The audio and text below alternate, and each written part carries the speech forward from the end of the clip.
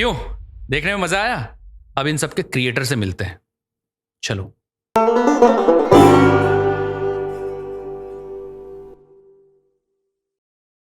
दोस्तों, विचार and vibes के एक और एपिसोड में आपका स्वागत है। और ये एपिसोड होने वाला है बहुत ही खास, क्योंकि अब तक क्या होता था विचार एंड वाइब्स में, आप लोग सुनते थे वॉइस आर्टिस्ट्स को, आप लोगों ने सुना है डायरेक्टर्स को, राइटर्स को, इंजीनियर्स को भी सुना है, साउंड इंजीनियर्स को। लेकिन आज मेरे साथ जो स्टूडियो में है वो है एक एनिमेशन डायरेक्टर, एनिमेशन क्रिएटर। मेरे साथ बैठे हैं Vaibhav Kumaresh from Vaibhav studio. Thank you Amit. Vaibhav भाई, बहुत बहुत शुक्रिया, थैंक यू सो मच अपने इतने बिजी शेड्यूल से टाइम निकालने के लिए और मेरे साथ बात करने के लिए विचार एंड वाइब्स में। दोस्तों, मैं आपको बताता हूँ सबसे पहले मेरे सामने कौन बैठे हैं। इनका जो स्टूडियो है वैभव स्टूडियो इंडिया का only animation studio to be nominated for an international Emmy award for his creation Lamput, correct? That's right. And इनकी एक फिल्म है जिसके बारे में हम बहुत डिटेल में बात करेंगे, रिटर्न ऑफ द जंगल, जो गोवा में 2023 इफी में प्रीमियर हुई थी। Right. और लास्ट ईयर उसने न्यूयॉर्क फिल्म फेस्टिवल में, न्यूयॉर्क इंटरनेशनल फिल्म अवार्ड में और ऑनिरॉस फिल्म अवार्ड में बेस्ट एनिमेशन फिल्म का अवार्ड जीता है। सबसे पहले कॉन्ग्रेचुलेशंस वैभव भाई आपको फॉर दिस अचीवमेंट। सर, सबसे पहले मैं आपसे बात करना चाहता हूँ आपकी film written of the jungle के बारे में। धरती के कई विशाल वनों में से ये एक ऐसी जगह है जहां अबे वो छोड़।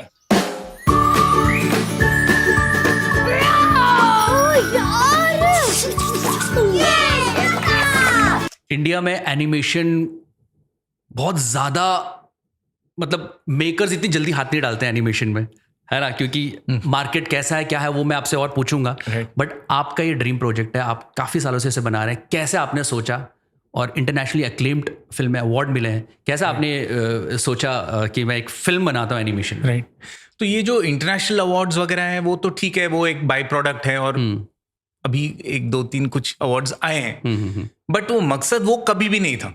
ठीक है। तो मेन जो पर्पस था वो ये था कि हम बेसिकली स्टोरी टेलर्स हैं और ऑडियंस को अपनी कहानी आप बताओ और आप होप करो कि ऑडियंस को भी वो उतनी ही अच्छी लगे जितनी आपको वो एक्साइट करती है आपके दिमाग में। करेक्ट। तो स्टार्ट पॉइंट वही था हम लोगों का। जैसे आपको मैं बता रहा था कि जो हमारा रेगुलर जो मेन फोटे है, या जो हमारा ब्रेड एंड बटर जो प्रोजेक्ट है वो एडवर्टाइजिंग काम है। ओके। और हमें जो चीज़ अच्छी लगती है वो अपने खुद के आईपीज क्रिएट करने में हमें मजा आता है। तो हमारी टीम में और बहुत से पागल लोग हैं। पागल जो है हमारे लिए कॉम्प्लीमेंट है। अगर आप पागल नहीं है तो फिर आपकी कहानियों में वो मजा नहीं होगा। करेक्ट। तो फॉर्चुनेटली मेरे कोलीग्स जो है वो डिमेंटेड, अलग अलग तरीके से डिमेंटेड लोग हैं और बहुत ट्रूथफुली अपनी जो कहानी है वो बोलते हैं। तो उसमें एक यूनिकनेस होता है। सो सिमिलरली मेरे लिए भी, जैसे हम लोग अभी कमीशन्ड काम करते हैं तो 30 सेकेंड के एड्स हैं या छोटे छोटे फॉर्मेट का काम काफी कमीशन्ड वर्क में आता है। बट पैरेलली एक एक्साइटमेंट ये था कि हम लंबी कहानी जो है वो हमें दिमाग में एक्साइटिंग लगता था। तो मुझे ये था कि मैं एटलीस्ट ये कहानी पे मुझे अपना काम मुझे शुरू करना है। Okay. मुझे ये नहीं था कि ये फीचर फिल्म बनेगी या एपिसोडिक बनेगी, शॉर्ट फिल्म बनेगी, उस वक्त क्लियर नहीं था, बिकॉज मैं कॉन्सेप्ट डेवलप ही कर रहा था। ओके। तो ये शुरुआत वहां से हुई और बनते बनते जैसे जैसे मुझे क्लैरिटी मिली कि यार ये इस तरह से बन रही है और मुझे एक्साइटिंग लग रहा है, और हमारी टीम मेंबर्स भी जो थे, हम लोग जैसे कुछ प्री प्रोडक्शन होता था तो हम प्रोडक्शन के टेस्ट्स करते थे। तो जैसे जैसे वो आइडिया हम फिजिकल फॉर्म में देखते थे एग्जीक्यूट होके, तो हमें भी इंटरनली ज्यादा क्लैरिटी मिलती थी कि यार ये कहानी इस तरह से बन रही है। और वो हमें एडिक्ट करती गई। मतलब हम उसके लिए ज्यादा प्रोफेशनली हमने अपने काम को स्ट्रक्चर किया, टीम को एक्सपैंड किया, फाइनेंसेस को मैनेज किया, इंफ्रास्ट्रक्चर स्टूडियो में पूरा इसके लिए केटर करके हम करने गए। बिकॉज हाँ ठीक है, जैसे आपने बोला ना हमने मैनेज किया चीज़ें, मैं आपसे जानना चाहता हूँ कि बहुत से लोगों को प्रोसेस नहीं पता है। ठीक है, अभी आपने बोला मेरे को आइडिया आया, मेरी टीम से मैंने शेयर किया, टीम भी उसमें जुड़ गई, फिर जैसे जैसे डेवलप हुआ एक फीचर लेंथ फिल्म का उसने शेप लिया। सर मुझे आप बताइए ब्रेक डाउन करके कि एक एनिमेशन फिल्म या कोई भी एक 2 मिनट का एनिमेशन से लेकर 2 घंटे की एनिमेशन फिल्म, प्रोसेस क्या होता है? आप पहले दिमाग में क्रिएट करते हैं, कैरेक्टर क्रिएट करते हैं, स्टोरी क्रिएट करते हैं, शूट होता है तो हम क्या एक्टर जोड़ लेते हैं, स्क्रिप्ट लिख के एक्टर जोड़ते हैं, लोकेशन जोड़ते हैं, शूटिंग कर ली। एनिमेशन में कैसा होता है जरा प्रोसेस? एनिमेशन में एक बार एक आइडिया की क्लैरिटी आपको आती है। अभी जैसे आइडिया तो कहीं से भी आ सकती है। जैसे हमने बहुत पहले चैनल वी के लिए सिंपू एक कैरेक्टर बनाया था, जो कि मैथ्स टीचर था। करेक्ट। सर भाई नीरज, नो सर, आवाजें निकालते हो। सर ऐसी कोई बात नहीं सर। यस। No sir. तो वो मेरा खुद का मैथ्स टीचर था जब मैं 10th स्टैंडर्ड में था। उसकी आवाज यूनिक थी, उसका एक एक्सेंट यूनिक था, और उसकी कुछ जो हम गंदे स्टूडेंट्स जो कहानियां बनाते थे, मजाक उड़ाते थे टीचर का, वो बेसिस बना मेरी कहानियों का। अच्छा। तो जैसे वहां पे एक कैरेक्टर था पहले से जिसने एक्साइट किया, वैसे अलग अलग रीजंस हैं। रिटर्न ऑफ द जंगल के केस में ऐसा है कि ये मेरे बचपन के एक्सपीरियंसेस हैं। अच्छा। Whether they were stories that I heard as a child, जो मुझे कहानियां बहुत अच्छी लगती थी, जैसे फोक टेल्स हैं, जातक कथाएं हैं, या पंचतंत्रा या हितोपदेशा, मतलब हमारे पास खजाना है कहानियों का, और ये बहुत ही ब्यूटीफुल स्टोरीज हैं और लाइफ से रिलेटेड स्टोरीज हैं। इसकी स्टोरी क्या है, एक लाइन में अगर आप बताएंगे, जो ट्रेलर में भी हमको देखने को मिलती है, जरा बता तो दीजिए। Return of the jungle basically कहानी है 4th स्टैंडर्ड के कुछ बच्चों की। ओके। और जो एवरीडे उनके जो चैलेंजेस हैं स्कूल में, वो सिंपल चैलेंजेस हैं मगर उनके लिए बहुत बड़े प्रॉब्लम्स हैं। तो उनको इंस्पिरेशन कहाँ से मिलती है? जंगल की स्टोरीज से। और वो स्टोरीज भी ऐसे हैं जो उनके सिचुएशन से मिलते जुलते सिचुएशंस हैं। ओके। तो वो देखते हैं कि यार जंगल में उन लोगों ने इस सिचुएशन का सामना कैसे किया। तो जंगल की स्टोरीज यानी जो उन्होंने अपने एल्डर से सुनी है। हाँ, तो इसमें इस कहानी में भी एक एल्डर हैं ओके, जो उनको इंस्पायर करते हैं जंगल की दुनिया की कहानियों से। आता इस साल ट्रॉफी का कोई चांस नहीं लग रहा। मुझे नहीं लेना पार्ट फैंसी ड्रेस में। लेकिन मैच का क्या होगा? मैं क्या बन सकता होता था? अब मैं तुम्हें एक सीक्रेट बात बताता हूँ। जो बाहर से दिखता है वो हमेशा सच नहीं होता। और वो अपने एवरीडे सिचुएशन को कैसे फेस करते हैं। तो वैसा बेसिक प्रीमाइस जो है बहुत सिंपल है। और कंटेम्प्रेरी इंडिया जो है, तो जैसे मैंने कहा कि जो फोक स्टोरीज थी, मुझे लगता है कि वो आज भी इतने वैलिड हैं। मतलब वो किसी एरा से बंधे हुए नहीं है। तो उस वक्त चाहे अगर विष्णु शर्मा ने पंचतंत्र बनाए हो, या बुद्धा की टीचिंग से जातक कथाएं निकली हैं, वो जैसे मुझे जो एक्साइटिंग लगती है कि वो लाइफ के ऊपर है। तो वो इसीलिए आज भी वैलिड है। अगर मैं कंटेम्प्रेरी स्टोरी टेलर हूं, मैं अगर उन कहानियों को आज मैं बोलता हूं तो मैं अपने हिसाब से बोल रहा हूं। और मुझे जो जॉनरा मुझे अच्छा लगता है, अगर मेरे जॉनरा में ह्यूमर है तो मैं ह्यूमर के साथ वो बोलूंगा। मुझे जो इंस्पायर करती है उस इंस्पिरेशन को मैं अपने हिसाब से अपनी फिल्मों में डालता हूं। करेक्ट। तो रिटर्न ऑफ द जंगल का स्टार्ट पॉइंट वही था। अब इतनी बड़ी फिल्म है तो बहुत सी चीजें थी जो मुझे इंस्पायर करती थी। एक म्यूजिक भी था, लाइक कहीं कहीं पे म्यूजिक लिरिक्स वो आपको इंस्पायर करती हैं। Like as a storyteller I am saying कि एवरी डे इतनी सारी चीजें आपको इंस्पायर करती है, इन्फ्लुएंस करती है। तो कहीं ना कहीं आपका डिजायर ये होता है कि यार ये जो हैप्पीनेस मुझे मिल रहा है या एक्साइटमेंट मुझे मिल रही है, वो मैं कैसे अपनी फिल्म में कैप्चर करूं ताकि मैं अपने ऑडियंस के साथ उसको बांट सकूं, शेयर कर सकूं। तो प्रोसेस में सबसे पहला कदम मुझे लगता है ये है कि आपको क्लैरिटी हो कि आपको फिल्म बनानी क्या है और क्यों बनानी है, आपको क्यों वो अच्छा लग रहा है। तो वो फर्स्ट स्टेप है, आप आगे जाते हो। फिर एनिमेशन में एज अ टेक्निक, जैसा आपने करेक्टली कहा कि लाइव एक्शन में आपके सामने एक वर्ल्ड है, एक आर्टिस्ट है और आप उसको कैप्चर करते हो। यहां आप उस वर्ल्ड को पूरी तरह स्क्रैच से क्रिएट करते हो। आपके एक्टर्स को भी क्रिएट करते हो, उनकी पर्सनालिटी आप स्क्रैच से क्रिएट कर रहे हो। तो ऐसा कोई कैरेक्टर नहीं है जो आपको 17 टेक्स देगा और आप उसमें से आप चूज करोगे। तो वो टेक्स भी आपको ही क्रिएट करनी है। तो एनिमेशन फिल्मों में जैसे पहले स्क्रिप्ट हो गया, हम भी स्क्रिप्ट लिखते हैं टेक्स्ट में।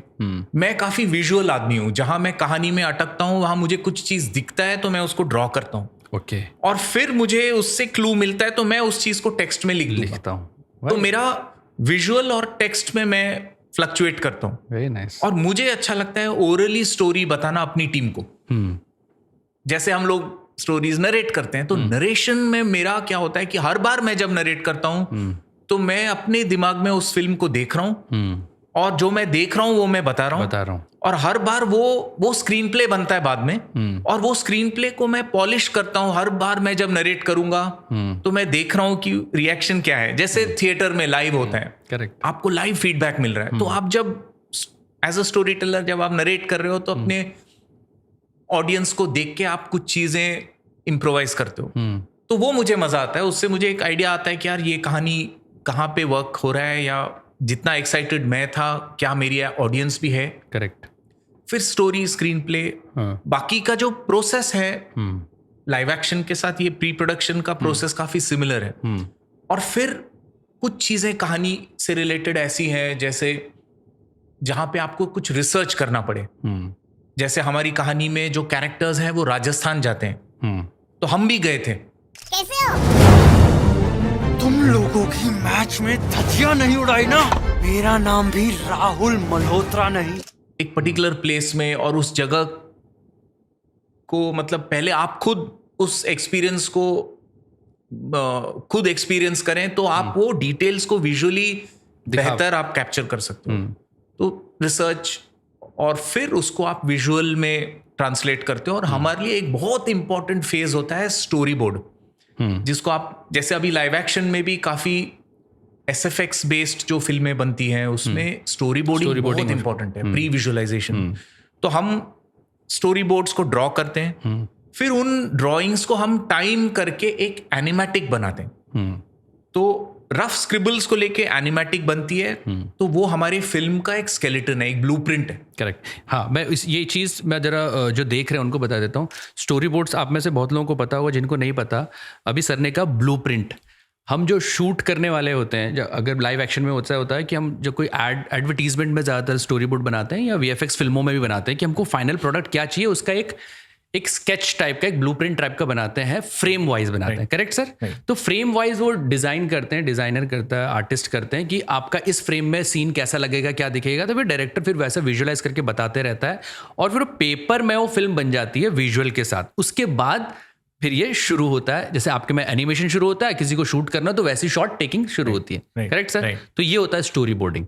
यस सर, आगे। तो अभी स्टोरी बोर्डिंग में लॉन्ग शॉट था या मिड शॉट था, क्लोजअप था या कैमरा मूवमेंट था, और कैमरा क्या क्या देख रही है, ये सब जब हम टाइम करते हैं उसको, जब वो एनिमेटिक बन जाता है तो हमें फिल्म के टेम्पो का भी एक आइडिया पता चलता है। और ऑब्वियसली हम फिल्म को चैप्टर्स में तोड़ते हैं कि ये सीक्वेंस। तो हर एक सीक्वेंस किस स्पेस में जा रही है, कैसे वो एक स्टोरी मोमेंट से दूसरे सीक्वेंस में ट्रांजिशन कैसे करेगी। करेक्ट। तो कहाँ पे साउंड या एम्बियंस साउंड काम करेगा, कहाँ पे म्यूजिक आपको लीड करेगा या कहाँ पे डायलॉग लीड करेगा कहानी में, ये सब डिसीजंस हम लोग यूजुअली उस एनिमेटिक पे लेते हैं। एनिमेटिक्स पे लेते हैं। तो पूरी जो क्रू है उनको वो फिल्म एक स्केलेटल फॉर्म में दिखता है एनिमेटिक्स में। एनिमेटिक हमारे लिए जो है सबसे इंपॉर्टेंट एक पड़ाव जैसा जो है वो हमारे लिए एनिमेटिक है, क्योंकि वो 2D है, रफ स्केच है, जल्दी बन जाता है और वहीं पे हम डिसाइड करते हैं कि यार ये चीज अच्छा नहीं लग रहा, इस सीन को हम रीडू करते हैं। तो पेपर में पहले हम लोग जितने भी ट्रायल एंड एरर है वो हम कर लेते हैं। तो स्टोरी बोर्ड होता है, स्टोरी बोर्ड के बाद एनिमेटिक्स बनाते हैं, उसको टाइम करते हैं, उसमें मोशन देते हैं, है ना, वीडियो की तरह चलाते हैं, वो एनिमेटिक्स होता है। Correct sir? ठीक है। फिर एनिमेटिक्स में आप देख लेते हैं इसका पेस कैसा हो रहा है, सीन भी थोड़ा समझ में आ जाता है, थोड़ा रफ स्केचेस होते हैं लेकिन समझ में आ जाता है मेकर को कि मैंने जो सोचा है वो वैसे ही जा रहा है कि नहीं जा रहा है, क्योंकि उसमें फिर चेंजेस कर सकते हैं। एक बार पूरा एनिमेशन बन गया तो उतनी जल्दी उसको चेंजेस नहीं हो पाएगा, बहुत उसके बाद की स्टेज आती है। ये जो है यहाँ तक प्री प्रोडक्शन रफली टेक्निकली ये टर्म होता है। ओके कि प्रोडक्शन में घुसने से पहले आप पहले उस फिल्म को देख लेते हैं और आप तैयार हैं, और उसमें स्क्रैच ऑडियो भी होता है। जो डायलॉग्स हैं वो हम ही रिकॉर्ड करते हैं और किस पेस में किस मूड में चाहिए। और तब तक क्या है, एक्सपेंस भी कम इनकर होता है, बिकॉज एक छोटी टीम पहले अपने थॉट्स को क्लैरिटी दे रही है। करेक्ट। एक बार एनिमेटिक से हम खुश हैं कि हाँ हमारी फिल्म इस तरह से फ्लो होगी। जो एडिट के डिसीजंस हैं जो फीचर फिल्म में लास्ट में होते हैं, बिकॉज उनके पास टेक्स का लिबर्टी है कि इसी एंगल के मेरे पास 4 टेक्स हैं। हमारे पास वो नहीं होता। वो लिबर्टी हम एनिमेटिक स्टेज पे लेते हैं कि ये क्लोजअप है तो यही होगा, इसी का इधर से अगर करना है तो वो भी हमको क्रिएट करना है, वो महंगा पड़ता है। तो हम एनिमेटिक पे वो डिसीजंस ले लेते हैं कि कट यहाँ पे होगा और ये शॉट लॉन्ग शॉट में होगा, ये सिर्फ क्लोजअप में होगा। उस बेसिस पे हम प्रोडक्शन डिसाइड करते हैं, बिकॉज एनिमेशन एक आर्ट फॉर्म भी है। जैसे आप मिकी माउस को देखो तो वो हैंड ड्रॉन था, करेक्ट। जैसे हम लोग वाटर कलर अलग होता है, ऑयल कलर्स अलग हैं, चारकोल से कोई पेंट करता है, कोई क्ले के पपेट्स बनाता है, वैसे ही जब उसको आप मूवमेंट देते हैं तो उस आर्ट फॉर्म को आप एनिमेशन में अडेप्ट करते हैं। तो मैं खुद फाइन आर्ट्स का ग्रेजुएट हूँ, तो मैं स्कल्पचर किया हूँ, क्ले में किया है हमने, प्लास्टर ऑफ पेरिस यूज हम करते थे। ये जितने भी जैसे 2D पेंटिंग हो, ड्राइंग्स हो, चारकोल हो, बॉल पॉइंट पेन हो, इसके मजे हमने फाइन आर्ट्स में लूटे लिए। फोटोग्राफी हो। अच्छा। तो अब जब आपको उस मीडियम को यूज करना है अपनी कहानी बोलने के लिए मूविंग पिक्चर फॉर्मेट में, तब एक अलग मजा आता था। करेक्ट। तो ये जो फिल्म है ये हमने डिजिटल 3D टूल यूज किए। ओके। तो ये जो टूल्स हैं ये एक जैसे वाटर कलर हुआ या ऑयल कलर हुआ, वैसे ही हम लोगों ने कंप्यूटर जनरेटेड एक 3D सॉफ्टवेयर को यूज किया है इस फिल्म को बनाने के लिए। तो अब उस टूल की वजह से हमें एक सर्टेन डिसिप्लिन फॉलो करना होता है कि वो उसमें पहले एनिमेटिक में क्या दिख रहा है। मान लो ये फ्रेम है, एक बंदा बैठा है, एक चेयर है, यहाँ इतना दिख रहा है, ये नहीं दिख रहा है, तो इसको हम बनाएंगे ही नहीं। करेक्ट। अगर उस सीन में कैमरा इधर जाने वाला है तब मैं वो बनाऊंगा। तो मुझे क्या दिख रहा है वो ब्लूप्रिंट जो है मुझे बताता है। मेरी क्रू को भी समझ में आता है कि ये लॉन्ग शॉट है, इसमें 100 पेड़ बनाने हैं, जंगल का शॉट है, इतना काम है। सब जो कॉम्प्लेक्सिटी है वो लिस्ट डाउन होगी कि इतना काम है। या ये शॉट बहुत सिंपल है कि इंटीरियर में 2 लोग बात कर रहे हैं, पूरा 5 मिनट का सीक्वेंस यही होने वाला है, तो 2 ही लोग बनाने। तो कॉम्प्लेक्सिटी और सिंप्लिसिटी दोनों वहीं पे प्रोडक्शन में डिसाइड हो जाता है कि इस फिल्म में हमारे पास 20 कैरेक्टर हैं या 100 कैरेक्टर हैं, क्राउड के शॉट्स हैं, तो वो कैरेक्टर्स कैसे बनेंगे। तो प्रोडक्शन का भी जो निचोड़ है वो एनिमेटिक से निकलता है। तो हालांकि क्योंकि हम ये 3D में बना रहे हैं तो वो स्कल्प्ट होंगे सारे कैरेक्टर्स। अगर अमित का एक कैरेक्टर है तो वो स्कल्प्ट होगा, वैभव का एक कैरेक्टर है तो वो भी बनेगा। उसके फिजिकली अलग से बनाते हैं आप लोग? हाँ, या डिजिटली बनाते हैं। हाँ, बट जैसे फिजिकली आप क्ले को स्कल्प्ट कर रहे हैं वैसे डिजिटली आप एक वायर मेश को स्कल्प्ट कर रहे हैं। प्रोसेस वही है, टूल अलग है। फिर वो मॉडल बनता है। मॉडल में जैसे हमारे अंदर में स्केलेटन है, वैसे बोन्स और स्ट्रक्चर डाला जाता है ताकि उसको मूव किया जा सके। और एक बार बोन का स्ट्रक्चर, उसको हम रिगिंग बोलते हैं, एक बार वो रिग हो जाए कैरेक्टर तो एनिमेटर्स उसको मूवमेंट दे सकते हैं और उसमें से इमोशंस निकाल सकते हैं। तो जैसे कि अगर हमने डायलॉग्स रिकॉर्ड किए तो जब एनिमेटिक फाइनल हो जाता है तो हम फाइनल वॉइसेस भी रिकॉर्ड करते हैं। संगीत की ना कदर ही नहीं है। तो आपकी का भी एक छोटा एक गेस्ट अपीयरेंस है हमारी फिल्म में। करेक्ट। तो अभी जैसे आपका एक डायलॉग था कि बॉल दे दीजिए प्लीज, तो वो डायलॉग आपने कैसे बोला होगा उसको एनिमेटर विजुअलाइज करता है। और हम चाहते हैं कि फाइनल ऑडियो हो हमारे पास, क्योंकि बोलने के वक्त अगर आपने इनहेल किया, कुछ एक्सेल ब्रेथ यूज किया, जो आपने नेचुरली किया, वो डिटेल एनिमेटर्स पकड़ते हैं अपने परफॉर्मेंस में। गाने हैं, डांसर्स हैं, तो जो सिंगर ने गाया है या वॉइस एक्टर ने उसको एक्ट किया है, हमें एक्टर्स चाहिए, हमें डबिंग आर्टिस्ट हमारे लिए मजेदार काम नहीं है वो। हम चाहते हैं कि पहले एक्टर्स इमोट करें वॉइस के जरिए और फिर उसको अपने जो एनिमेटर्स हैं उस ऑडियो को विजुअलाइज करते हैं। इसने यहाँ पे ऐसे बोला, यहाँ पे पॉज लिया, और उस डायलॉग को हम सब एक्ट आउट करते हैं। अच्छा, हम सब एक्ट आउट करते हैं। 3-4 लोग एक्ट करते हैं उसको कि यार अच्छा इस डायलॉग को ऐसे भी एक्ट किया जा सकता है और कैरेक्टर ऐसे भी सोच सकता है, और फिर मिक्स मैच करके फिर एनिमेटर उसको उसमें मूवमेंट डालता है। तो कभी कभी आप लोग ऐसा चीज़ यूज़ करते हो? रिटर्न ऑफ द जंगल में तो पता नहीं आपने किया है कि नहीं, बट कोई लोग ना कैमरा लगा देते हैं। हाँ, एक्टर्स के सामने वाइल परफॉर्मेंस जब वो रिकॉर्ड करें अपने डायलॉग्स, तो ये प्रोसेस भी हम भी करते हैं। बिकॉज बहुत से वॉइस एक्टर्स हैं, चाहे वो स्क्रिप्ट पढ़ रहे हो बट बोलते वक्त उनमें वो इमोशन आती है, अगर आईब्रो भी हो, ब्लिंक कब हुआ, या उन्होंने मुंह कितना खोला, या एंगल क्या था, या कब ब्रेथ लिया उन्होंने, या उनका जो फील होता है, वो एनिमेटर्स के लिए ये मसाला है। अरे मेरे साथ एक वो हो गया ना, मैं लेजेंड ऑफ हनुमान जो हॉटस्टार में एनिमेशन सीरीज है, उसमें मैं नील की वॉइस हूँ। ओके। तो जब शुरू में वो लोग कर रहे थे, उन्होंने कैमरा से रिकॉर्ड किया और उन्होंने नील को मेरी शक्ल दे दी है। अरे तो मेरे घर वाले, मेरी छोटी सी भतीजी, वो भी बोलती है अरे ये तो चाचू है। उन्होंने शक्ल भी मेरी बना दी। तो जो एनिमेटर्स है ना, बहुत मजेदार लोग होते हैं। उनको क्या चीज इंस्पायर करती है वो आप बोल नहीं सकते। तो हम भी ये करते थे। Correct correct. बहुत पहले हमने एक वोडाफोन का एक कमर्शियल किया था जिसमें बोमन ईरानी कैरेक्टर थे, एक पैरट थे। अच्छा ये लोग बोलते हैं कि 4 रुपए में इतना कुछ मिलेगा। अगर ये बात सही है ना, तो ये अकबर बादशाह का जमाना है और मैं स्पाइडरमैन हूँ। दीपिका है ना मेरा गर्लफ्रेंड है और सलमान मेरा ट्रेनर है और मैं हर रोज चाय पीने के लिए बकिंगहैम पैलेस जाता हूँ। तो उसमें बोमन ईरानी देख के हमने वैसे ही रिकॉर्ड भी किया था। तो उनके जो जेस्चर्स हैं और वो सब चीज हमने एक पैरेट में डाले हैं। तो वो सब चीज मजा आता है, काफी चैलेंजिंग है। अभी जैसे रिटर्न ऑफ द जंगल में एक मोटा सा बड़ा सा भालू है और एक छोटा सा स्क्विरल भी है, और ये दोनों एक ही डांस करते हैं। तो 2 बॉडी स्ट्रक्चर्स हैं, उनको किस तरह से डांस कराया जाए। तो ये सब बहुत एक्साइटिंग चीजें इसमें प्रोसेस में एक बार आप जाते हो तो एनिमेशन होता है। फिर जैसे भालू है तो उसका फर होगा, तो एक अलग आर्टिस्ट है जो उस मॉडल का लुक एंड फील क्या है। जैसे अभी मेरा सरफेस ज्यादा चमकीला है, आपका सरफेस में फर है, तो ये सब चीजें, सरफेस को क्या टेक्सचर देना है, वो एक अलग टीम है। बाद में लाइट करने वाले लोग अलग होंगे। अच्छा, हाँ। रात का शॉट है या क्या है, और उससे पहले एक और टीम होगी जो उसको पेंट करेगी, उस विजुअलाइज करेगी कि यार इस फिल्म का लुक एंड फील क्या होगा, कलर क्या होगा, मूड क्या होगा। बिकॉज हर चीज, जैसे लाइव एक्शन में आर्ट डायरेक्टर होते हैं, प्रोडक्शन डिजाइनर्स होते हैं, कॉस्ट्यूम डिजाइनर्स हैं, लोकेशन डिजाइनर्स हैं, सेम चीजें हमें भी करनी है। बिकॉज हमको भी वो पूरा वर्ल्ड क्रिएट करना है। तो ऐसे अलग अलग लाइटिंग आर्टिस्ट हैं, फिर उसको कंपोजिट होगा, टेक्निकल डायरेक्टर्स बहुत जरूरी, बिकॉज हम लोग एक टेक्नोलॉजी बेस्ड टूल को यूज कर रहे हैं। 3D टूल हमने माया करके एक सॉफ्टवेयर है उसमें बनाया था।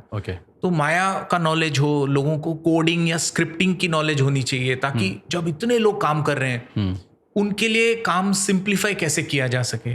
और इतना जो स्केल है, फीचर फिल्म हम पहली बार बना रहे थे, तो स्केल बहुत बड़ा था हमारे लिए, और छोटी टीम है, तो एक ही काम 10 बार जब कर रहे हैं तो उसको सिंप्लीफाई कैसे किया जा सके। तो कोडिंग जो करते हैं वो हमारे लिए बहुत जरूरी था कि 10 प्रोसेसेस को एक बटन में डाल दो, बटन दबा दिया, ऑटोमेटिकली वो हो गया काम। तो लोगों का टाइम सेव होता है। और बड़े प्रोडक्शन में छोटे से काम का अगर टाइम सेव हुआ तो वो मल्टीप्लाई होके बहुत बड़ा टाइम सेव हो जाता है। लेकिन आपने कितना टाइम लगा इसको बनाने में?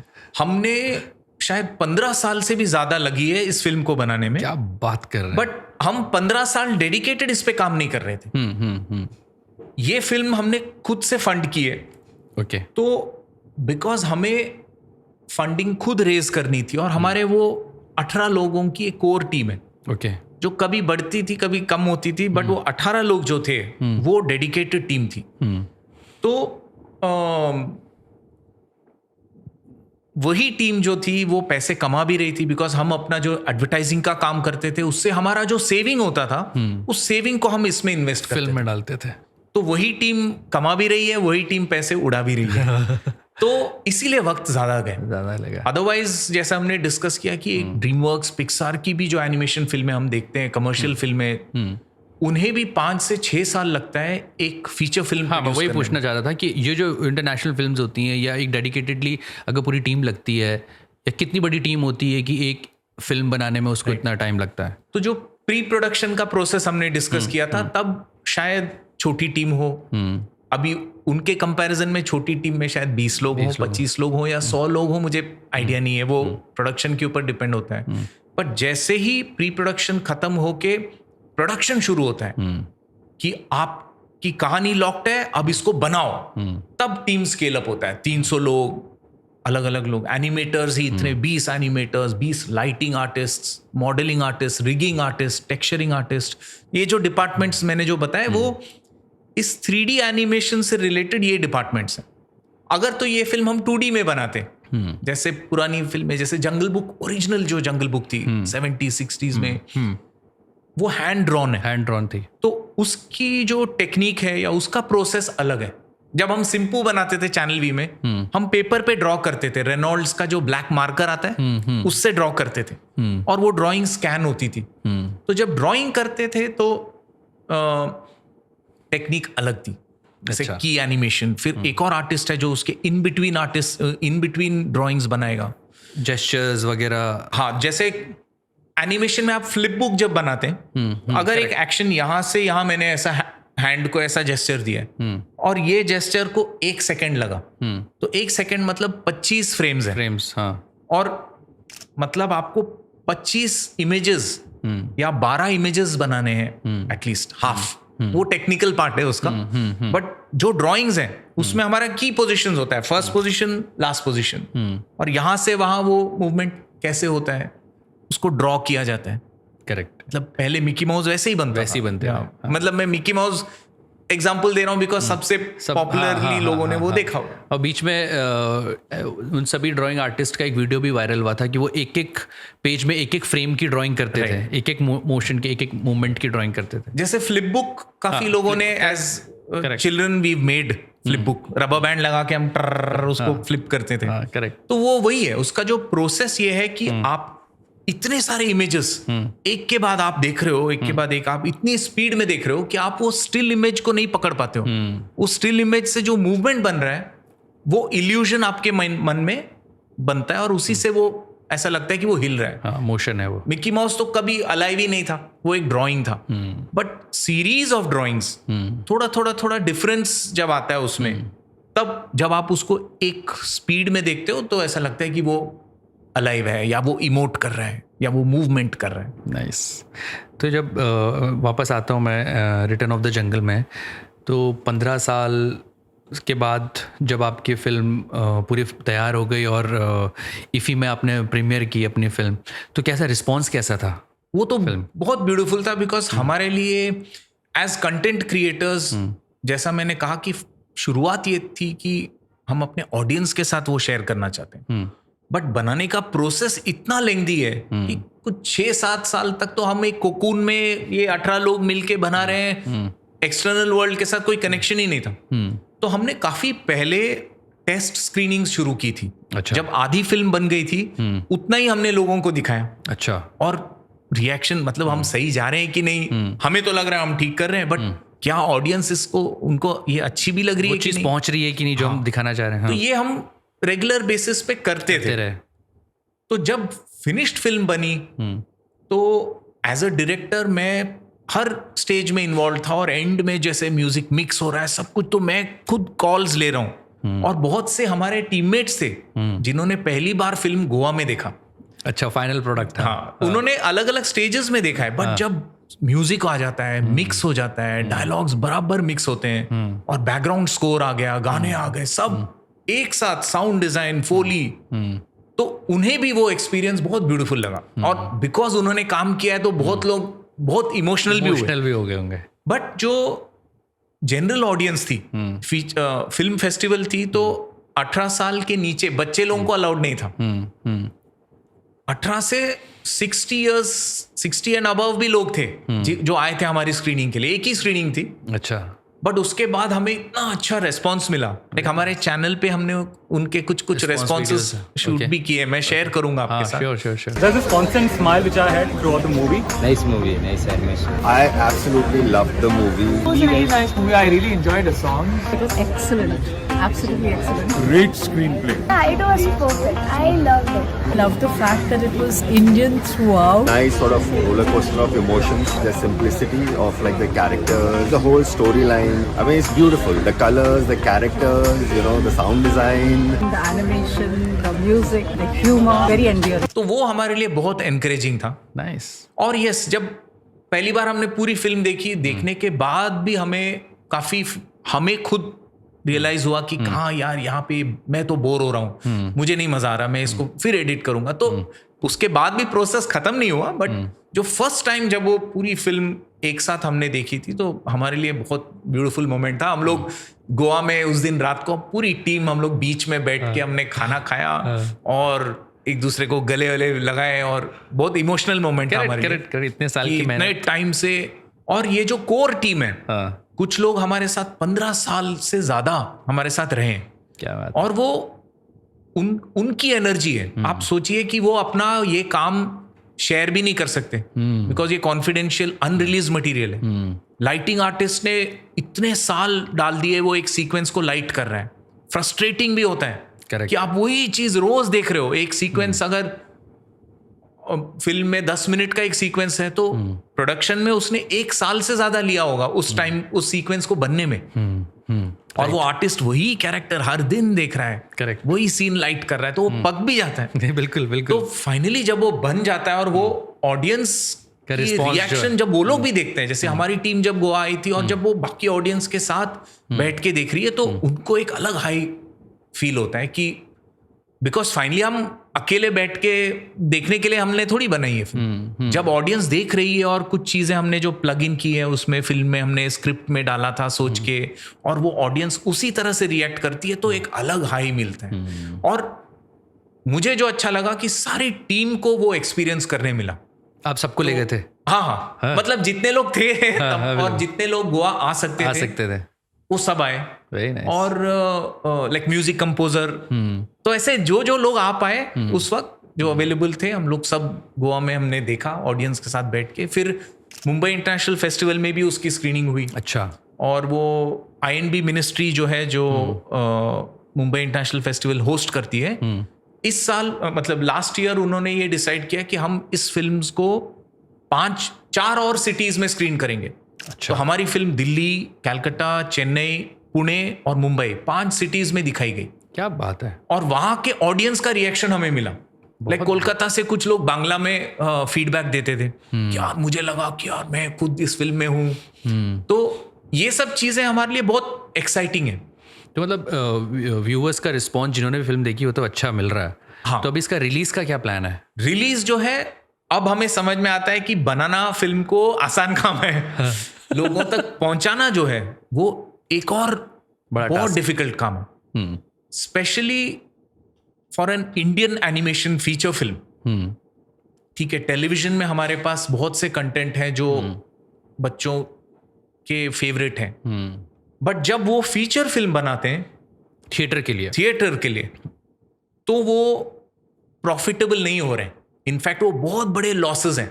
मतलब ये आप उनकी बात करें जो पिछले कुछ सालों में मैं पिछले 20 साल की बात करूं तो भी, जैसे बहुत पहले हनुमान जो परसेप्ट ने प्रोड्यूस की थी, करेक्ट, जिसमें मुकेश खन्ना जी ने वॉइस दी थी हनुमान की।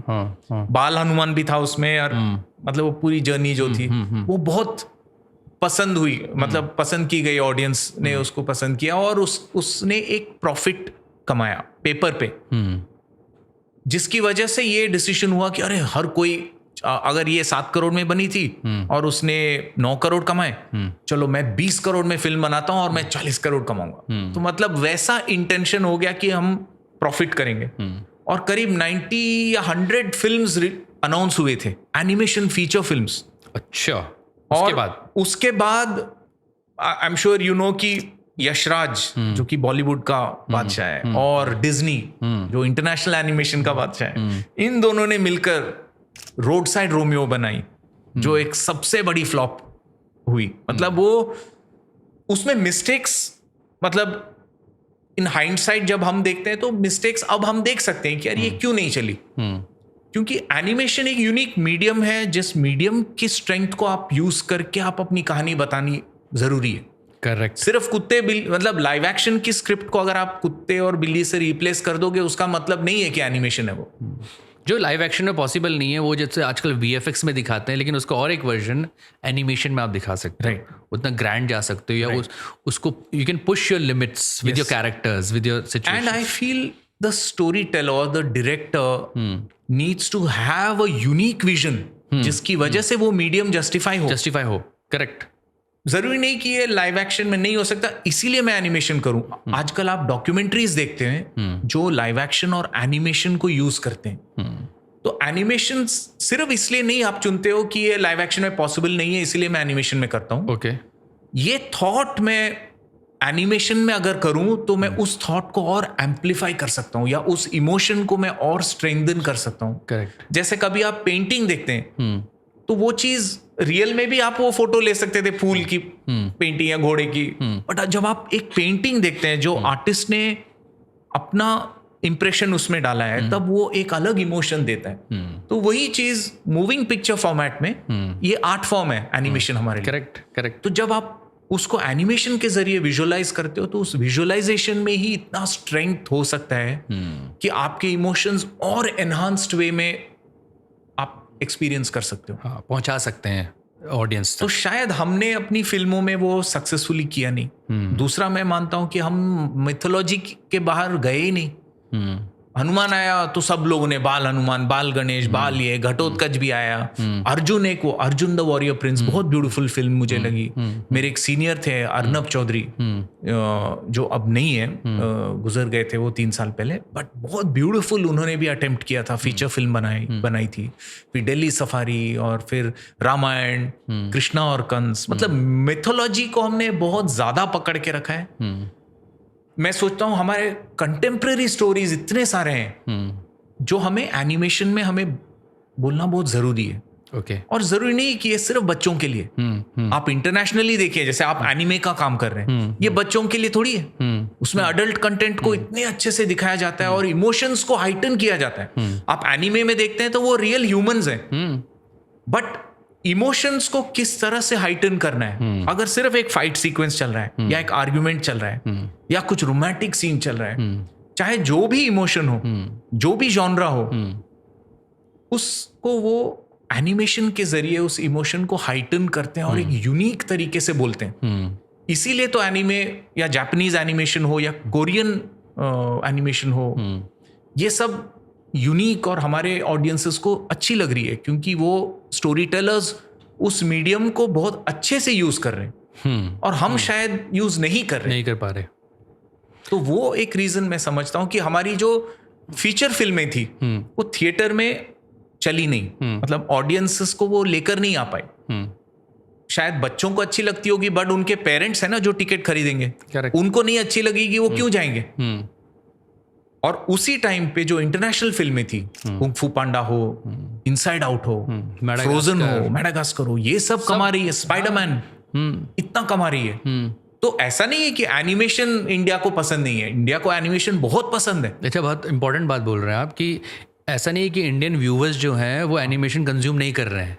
वो गलत है ना, वो गलत बात है ना, मतलब वो स्टैटिस्टिकली ही गलत है। एनिमेशन कितना कंज्यूम करते हैं हम, लेकिन ढंग का तो बने। हाँ, और वहां पे हमें अपॉर्चुनिटी दिखा कि हम ढंग से अपनी कहानी नहीं बोल रहे हैं। मेरे पास इतनी बड़ी ऑडियंस है, आप लाइव एक्शन इंडस्ट्री को लीजिए, इतना बड़ा हमारा ऑडियंस बेस है इंडिया में, और हमारे इंडियंस जो डायस्पोरा है जो ग्लोबली है, चाहे वो गल्फ में हो, अमेरिका में हो, यूके में हो, साउथ अफ्रीका में हो, ऑस्ट्रेलिया में हो, साउथ ईस्ट एशिया में हो, सब जगह इंडियन ऑडियंस इतनी बड़ी है।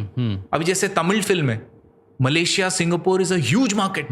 Malayalam films, Dubai and the Gulf is a huge market. Punjabi films, Canada, Australia, UK, so our audiences are everywhere. तो एनिमेशन को एज अ कार्टून या सिर्फ बच्चों तक हम जो सेग्रीगेट कर रहे हैं वो बहुत गलत कर रहे हैं। वो इसलिए कर रहे हैं क्योंकि हम अच्छी फिल्म बना नहीं पाए ना, तो हमें लगता है कि चलो ये बच्चे देख लेंगे, और बच्चों को हम इंसल्ट कर रहे हैं ऐसा कह के, बिकॉज बच्चे इतने इंटेलिजेंट हैं और हम उनको इंफीरियर काम दे रहे हैं, मीडियोकर चीज हम दे रहे हैं। करेक्ट। तो कहीं मुझे ये बहुत ज्यादा शेमफुल लगता था कि हम लोग एड फिल्म्स कर रहे हैं। मतलब मैं अभी अपने स्टूडियो की जर्नी की बात कर रहा हूं कि एज कंटेंट क्रिएटर्स, और इतने सालों से अगर हम अभी जैसे 22 साल तो सिर्फ हमारे स्टूडियो को हो गए, अगर हम कंटेंट कुछ मीनिंगफुल नहीं करेंगे, मतलब हम कब तक, अगर हम कंप्लेन ही करते रहेंगे कि कोई बना नहीं रहा है, हम भी तो नहीं बना रहे, हमने क्या बनाया। तो उस रीजन से ये जो 18 लोग थे उन्होंने रिटर्न ऑफ द जंगल पे काम शुरू किया कि यार हम तो कुछ मीनिंगफुल कंटेंट बनाए। तो जब कोई और उसको फंड नहीं भी कर रहा था तो हमें ये जो थॉट था वो हमें बहुत मोटिवेट करता था कि यार हमें ही बनाना है। भले ही अगर फिल्म बनाने के लिए पैसे बनाने होंगे वो भी बनाएंगे, पहले पैसे बनाएंगे फिर फिल्म बनाएंगे। और अभी फिल्म बनाने के बाद पता चला कि ये आधा ही काम है। तो ठीक है, बेचने के लिए भी हम सीखेंगे और ठीक से बेचेंगे, बिकॉज ये फिल्म हमने अपनी ऑडियंस के लिए बनाई है। अगर ये पैसे हमें अभी आते हैं या 5 साल में धीरे धीरे आते हैं वो सेकेंडरी है। हमने पैसों के लिए ये फिल्म नहीं बनाई। अगर पैसों के लिए बनाते तो हम शायद शुरू ही नहीं करते ये काम, क्योंकि उस वक्त फिल्में पैसे बना ही नहीं रही थी, इसीलिए तो कोई हमें फंड नहीं कर रहा था। बट फिर भी हमें तो ये फिल्म बनानी थी, ये कहानी बोलनी थी। जो हमें लगा कि हमें करना चाहिए वो हमने किया। तो वी आर वेरी हैप्पी कि वो पहला पड़ाव हमने क्रॉस कर दिया। हमें फीचर फिल्म हमने कभी नहीं बनाई थी, हमारी पहली फिल्म है। At least we made that, we did that successfully, we are happy with it.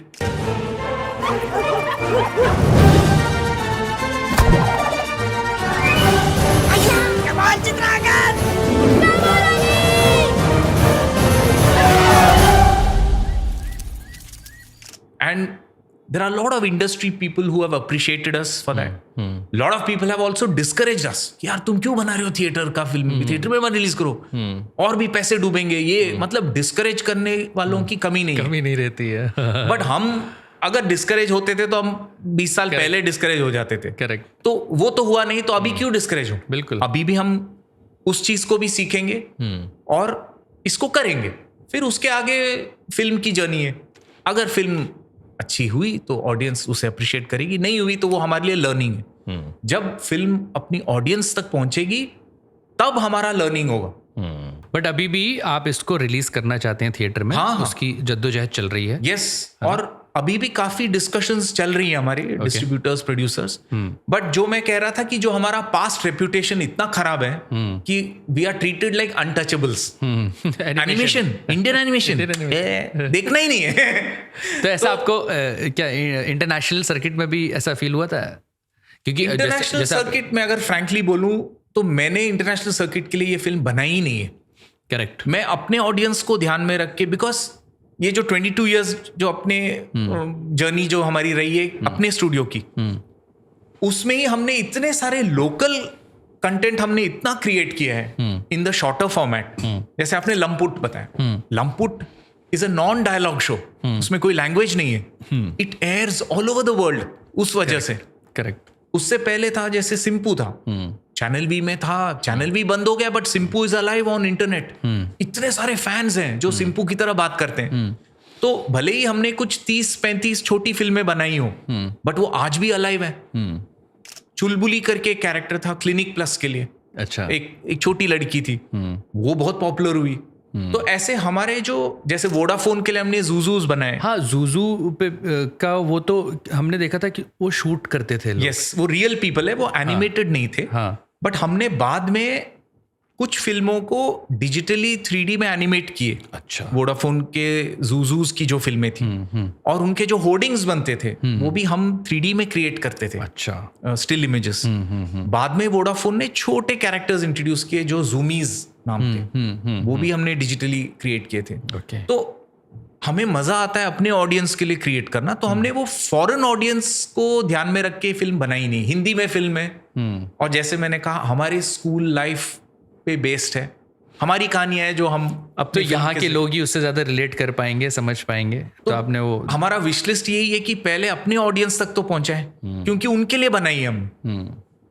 उनको अच्छी लगी तो सेकेंडरी ऑडियंस भी हमारे ही ऑडियंस है जो बाहर रहते हैं, और हमें लगता है कि उनको ये फिल्म ज्यादा पसंद आएगी और वो चाहेंगे कि उनके बच्चे ये फिल्म देखें। बिकॉज कंटेम्प्रेरी इंडिया को एनिमेशन में आज तक मैं समझता हूं किसी ने कैप्चर नहीं किया जिस तरह इस फिल्म ने कैप्चर किया। अच्छा।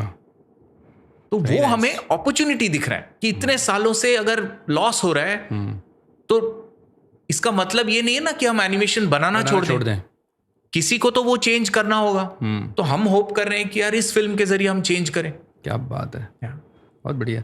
तो दोस्तों, जो आप लोग देख रहे हो, इतना एनिमेशन करते रहते हो, तो एक ट्रेलर तो अभी तक आपने देख ही लिया होगा। आगे भी आप वैभव सर की यूट्यूब चैनल पर जाइए, वो ट्रेलर को देखिए, उसको इतना वायरल कीजिए कि वो सब तक पहुँचे और जल्दी से जल्दी ये रिलीज़ हो जाए थिएटर में। Thank you. है ना? और तुम लोग जो है कमेंट्स वगैरह करते रहते हो, बहुत सारे लोग हैं जो कमेंट करने में माहिर हैं, तो #return of the jungle comment कर करके तुम लोग मचा दो ताकि मज़ा आ जाए हर जगह, ताकि वैभव सर की फिल्म जल्दी जल्दी रिलीज़ हो। क्या बात है, और thank you। उसके बाद कुछ एक और अच्छी फिल्में बनते रहे हमारे यहाँ से, इंडिया से, एनिमेशन में, क्योंकि वैभव सर जैसे लोगों की बहुत ज़रूरत है।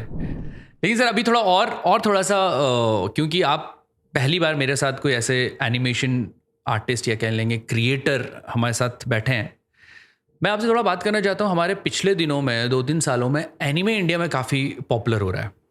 एनीमे कंटेंट, हर चैनल एनीमे कंटेंट ला रहा है, उसको डब करा रहा है, लोकलाइज करवा रहा है। आप एनीमे देखते हैं या देखा है आपने कभी? मैंने कुछ जॉनरा के शोज देखे हैं।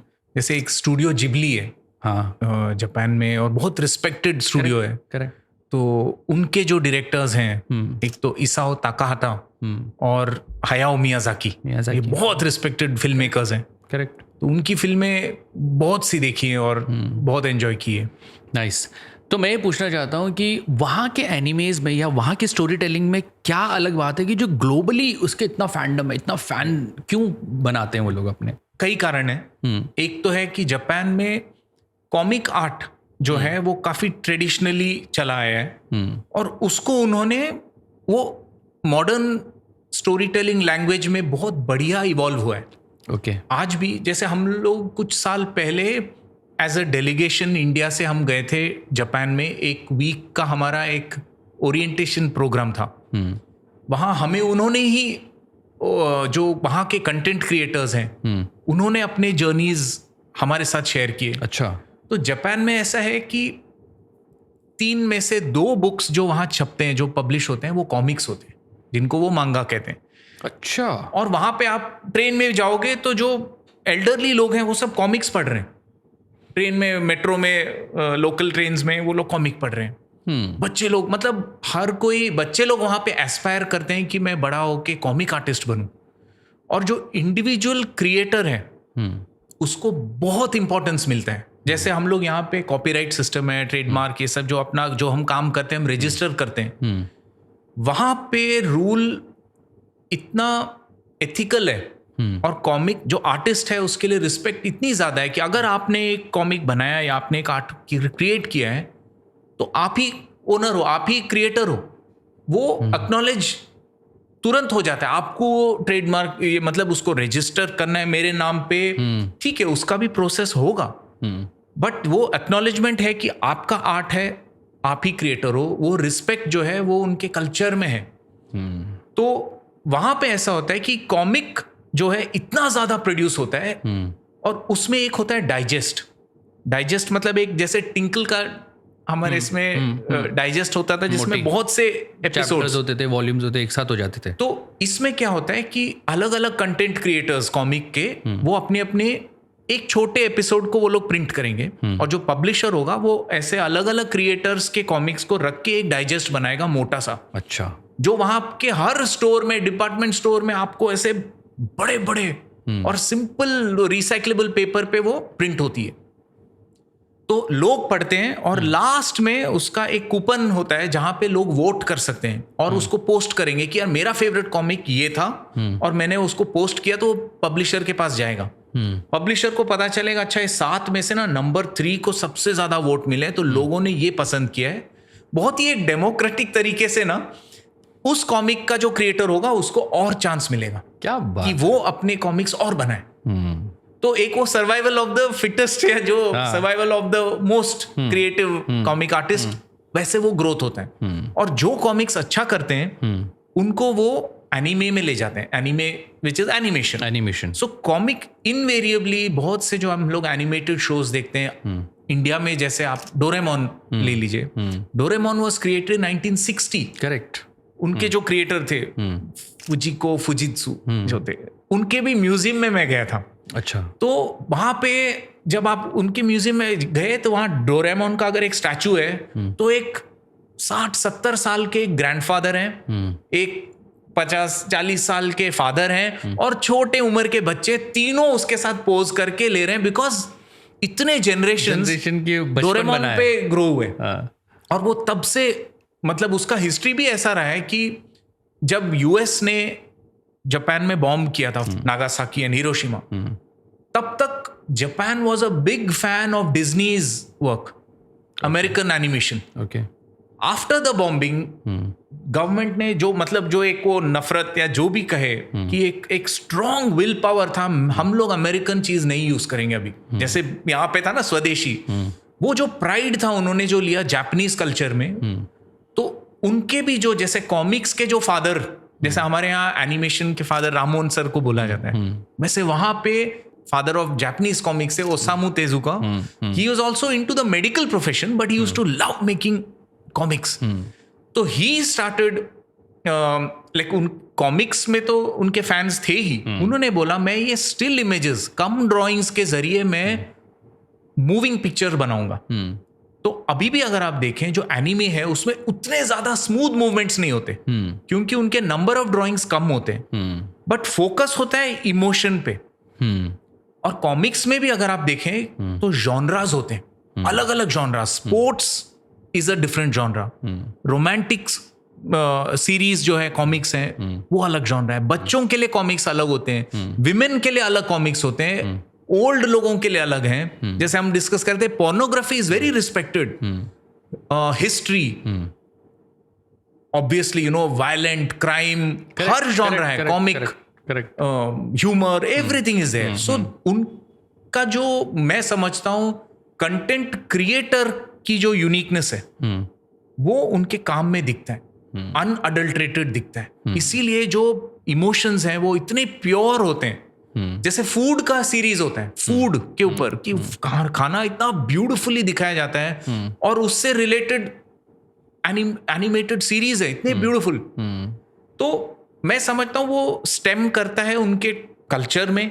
एक तो उनका जो विजुअल लैंग्वेज है वो बहुत पावरफुल है, बिकॉज कॉमिक्स एक विजुअल लैंग्वेज है। जैसे हम स्टोरी बोर्ड की बात कर रहे थे, comics also is a form of visual script, text और इमेज का मिक्सचर है। करेक्ट। और आप उसको रख के क्रिएटिवली कैसे अपने कहानी को आप बोलते हो, तो वो कल्चर उन्होंने इतना कंटिन्यू किया है कि वही चीज उनके मूविंग पिक्चर फॉर्मेट में भी दिखता है, और उन्होंने अपना ही एक लैंग्वेज बनाया। दूसरा जो सबसे इंपॉर्टेंट है, उन्होंने कभी वर्ल्ड के लिए ग्लोबल फिल्में हम बनाएंगे ऐसा सोच के फिल्म नहीं बनाया। जो तेजुका थे या फुजिको फुजित्सु जो डोरेमोन के क्रिएटर हैं, और हायाओ मियाजाकी जो जिब्ली स्टूडियो के डायरेक्टर हैं, इन्होंने सब ने अपनी इंटरव्यूज में कहा है कि मैं अपने ऑडियंस के लिए फिल्म बनाता हूं। मेरी जापानीज ऑडियंस को मैं जानता हूं। एक छोटा सा आइलैंड है जापान, छोटी छोटी आइलैंड्स हैं, और उसमें जो ऑडियंसेस हैं वो इतना कंज्यूम करते हैं। आप मतलब जापान में ठीक है एनिमेशन फिल्में तो क्रेज है ही, बट फिल्मों से रिलेटेड मर्चेंडाइजिंग, टॉयज, तो धीरे धीरे इतना ऑर्गेनाइज्ड हो गया है वहां पे एनिमेशन इंडस्ट्री। जैसा मैंने कहा, कॉमिक्स में से डेमोक्रेटिकली एक क्रिएटर आता है जो पॉपुलर है, उसके साथ एक कमिटी बनती है। अगर मैं चैनल का हेड हूं तो मैं टीवी चैनल का एक हेड, कॉमिक का क्रिएटर, टॉय मैन्युफैक्चरर और एनिमेशन प्रोडक्शन हाउस, मान लो 4 लोग तो यही हो गए। ये लोग मिलके कमिटी बनाते हैं कि हम सब फंड्स पुल इन करेंगे या हम सब बार्टर करेंगे। जो कॉमिक क्रिएटर था वो डायरेक्टर बनेगा बिकॉज उसकी विजन है, और सब लोग उसको एक्नॉलेज करेंगे। जो टीवी चैनल है वो बोलेगा मैं इस शो को जो भी आप बनाओगे ना वो मैं दिखाऊंगा। टॉय वाला बोलेगा कि यार तुम ना मेरे इस तुम्हारे कैरेक्टर्स का टॉय मैं बेचूंगा, या अगर मेरे पास कोई यूनिक टॉय है तो यार तुम कहानी में ना मेरे इस टॉय को यूज करो। जैसे बेब्लेड है, वो एक गैजेट है जो कि टॉय है, उसके बाद वो उससे उसके इर्द गिर्द कहानी बनी है। पोकेमोन वो भी कार्ड गेम था, जो आजकल टॉयज बन गए या अलग अलग मीडियम्स में गए हैं। तो ये जो और एनिमेशन प्रोडक्शन जो स्टूडियो है वो बोलेगा कि मैं अपनी टीम को डालूंगा, और जो एनिमेशन में आप जब एयर करोगे जो प्रॉफिट आएगा उसके ये सारे हिस्सेदार होंगे। तो उसमें क्या होता है, आपका रिस्क भी डिस्ट्रीब्यूट हो जाता है। हो सके फिल्म चले ना चले, बट दोनों प्रॉफिट्स और रिस्क दोनों ही डिवाइड हो जाते हैं। तो एक बहुत ही ऑर्गेनाइज्ड वे में वो काफी सालों से काम कर रहे हैं। तो ये सब जैसे जैसे धीरे धीरे हुआ और इतना ब्रिलियंट उनका आर्टवर्क होता है, तो बाद में बाकी वर्ल्ड ने डिस्कवर किया कि वाओ, जापानीज एनिमेशन।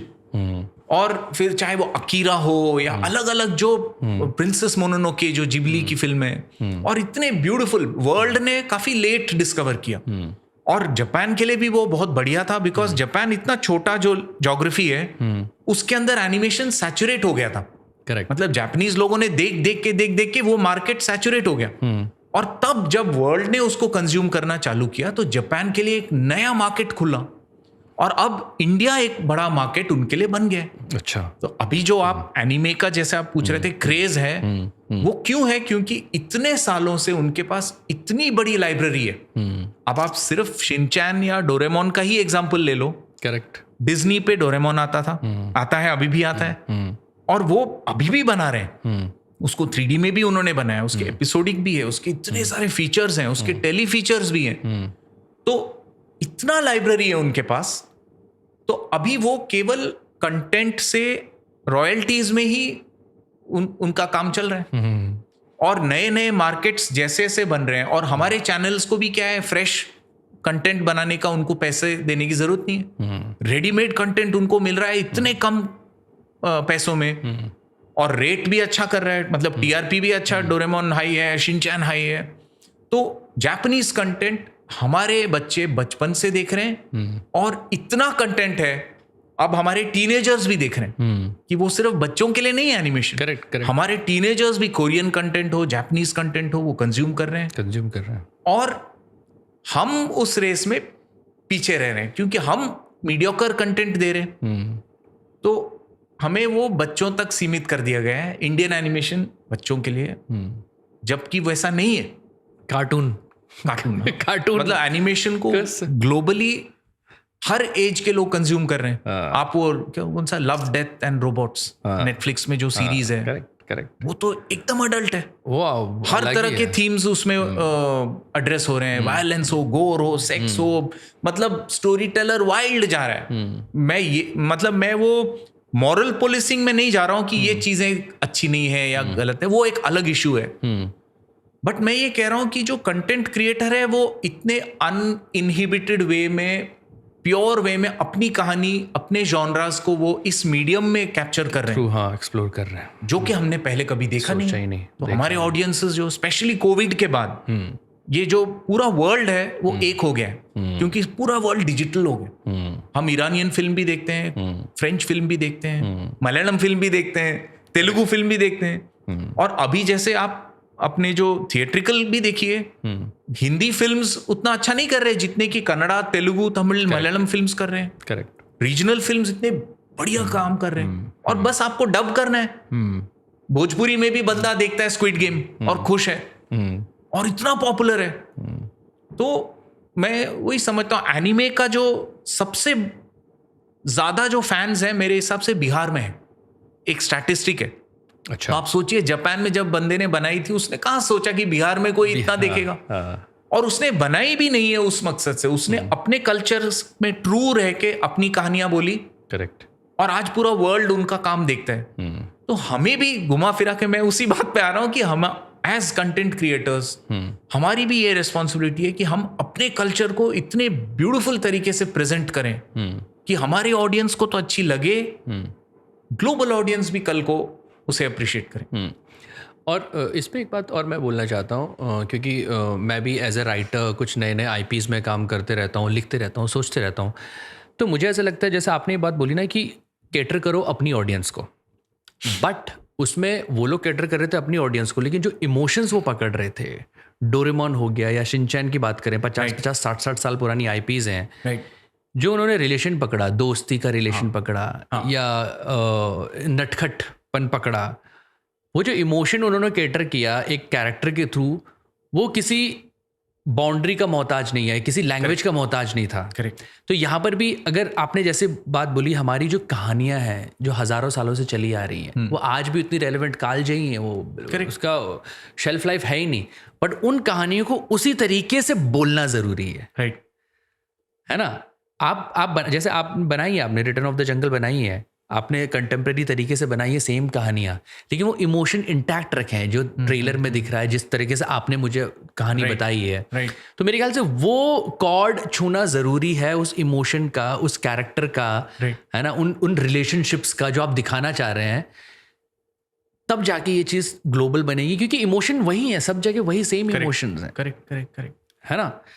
तो यहाँ पर क्या हो गया, यहाँ पर का कंटेंट का ऐसे हम डिस्कशन कर रहे हैं, तो मैं अपना एक थॉट बोलना चाह रहा हूँ। यहाँ पर जो बहुत ही सुपरफिशियल इमोशंस थे ना, जो हमारे सीरियल्स के थ्रू या ऐसे बहुत हावी हो गए हैं शायद व्यूअर्स में भी, जो बहुत जल्दी आते भी हैं जाते भी हैं, लेकिन जब अच्छा कंटेंट उनको मिलता है तो वो उससे बोर होके उसको कंज्यूम करते हैं। लेकिन मेकर्स के तौर पर आई डोंट नो वो क्यों नहीं एक्सेप्ट हो पा रहा है कि मैं यार ये कहानी बोलूँगा या इसको इस तरीके से बोलूँगा जो है फैक्ट, जो शायद वो अपने रिलेशनशिप में या अपने क्या कहते हैं आसपास भी महसूस कर रहा है, लेकिन वो कहानी वो बोल नहीं रहा है, कहानी थोड़ा सा ओवर द टॉप जाके बोल रहा है। करेक्ट। तो इस वजह से शायद वो, जैसे आप बोल रहे हैं कि कभी कभी रिलीज नहीं हो पाती है फिल्म, या लोग इनिशियल लेवल पे एक्सेप्ट नहीं कर पा रहे हैं चीज़ों को। तो मेरा भी बोलने का ये मतलब है कि जो इमोशन को, जो ग्लोबली एक्सेप्टेड इमोशन है, उसको अगर अच्छे से डिटेल तरीके से एक्सप्रेस किया जाए, इवॉल्व किया जाए, तो मेरे ख्याल से सब लोग पसंद करेंगे डेफिनेटली। और एनीमे में मेरे ख्याल से यही कर रहे हैं जो आपने बोला, जापान में बैठा हुआ आर्टिस्ट ने जब बनाया होगा वो मांगा फिर एनिमेशन, तो उसको क्या पता बिहार, उड़ीसा, वेस्ट बंगाल में उसको इतने फैन मिलेंगे, उसके कैरेक्टर के इतने पसंदीदा, पसंद करने वाले लोग मिलेंगे। अभी जैसे आपने डोरेमोन का एग्जांपल दिया, उसमें आप देखो जो स्क्रिप्ट है वो भी जापानीज स्क्रिप्ट है, वर्टिकल। वो अपने कॉमिक्स की बात करते हैं, वो अपने फूड डिशेस की बात करते हैं, वो अपने कल्चर की बात करते हैं। जब वो घर आता है तो आपका स्वागत है। हम लोग कौन घर में अपने बोलते हैं, वो अमिताभ आ गए, आपका स्वागत है। बट वहां पे जो कल्चर है उस चीज को उन्होंने ट्रूथफुली डाला है। करेक्ट। उन्होंने ये नहीं सोचा कि यार आपका स्वागत है, ये तो इंडिया में नहीं चलेगा तो हम कुछ और डालते हैं, नहीं किया उन्होंने। बट हम उसको एक्सेप्ट कर रहे हैं ना। करेक्ट। हम देख रहे हैं कि वाह एक फ्रेंडशिप है, ये बंदा है जो पढ़ाई में एकदम लेजी बंदा है, मगर ये जो गैजेट, ये जो डोरेमोन है, वो हर बार उसको कुछ यूनिक, इमेजिनेशन वाइल्ड है, फ्रेंड्स है, एक बुली है, एक उसका क्रश है, तो जैसा आपने कहा कि जो सिंप्लिसिटी है, फ्रेंडशिप हो या टीम वर्क हो, या पेरेंट्स के प्रति रिस्पेक्ट हो, या कुछ सीखने को मिलता है। वो जब पास्ट में गए तो डायनासोर के बारे में कुछ सीखा, तो उसमें कुछ चीजें ऐसी हैं जो यूनिवर्सल हैं और जो audiences all over the world उसको एक्सेप्ट कर रहे हैं। एटलीस्ट इंडिया में तो मुझे पता नहीं अभी डोरेमोन और कितने कंट्रीज में एयर होता होगा, बट मेरा लड़का 9th स्टैंडर्ड में है, वो आज भी देखता है। अगर संडे को आता है एक फिल्म, वो पूरी फिल्म देखता है।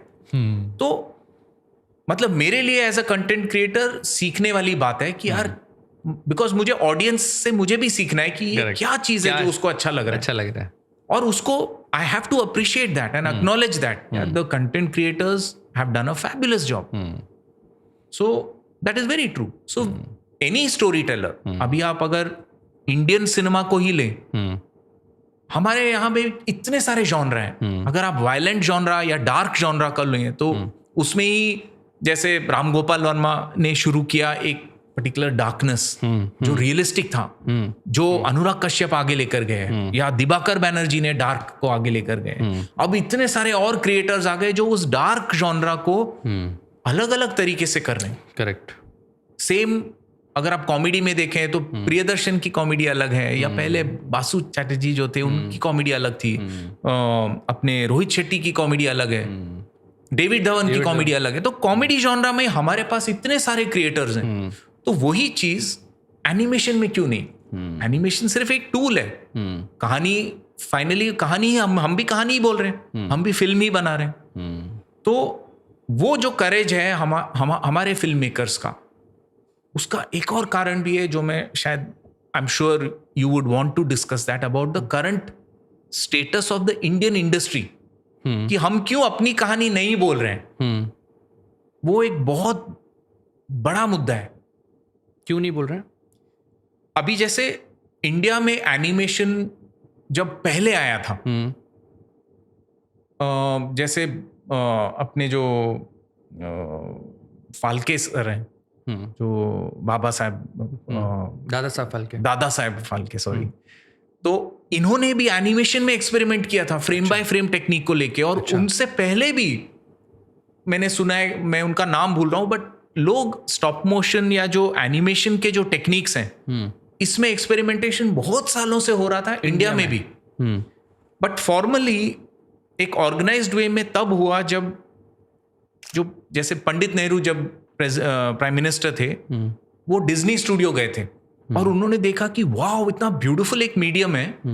उन्होंने वहां से एक आर्टिस्ट को इंडिया इनवाइट किया था जिनका नाम था क्लेयर वीक्स। बैम्बी करके जो डिज्नी की फिल्म थी उसमें वो एनिमेशन डायरेक्टर थे।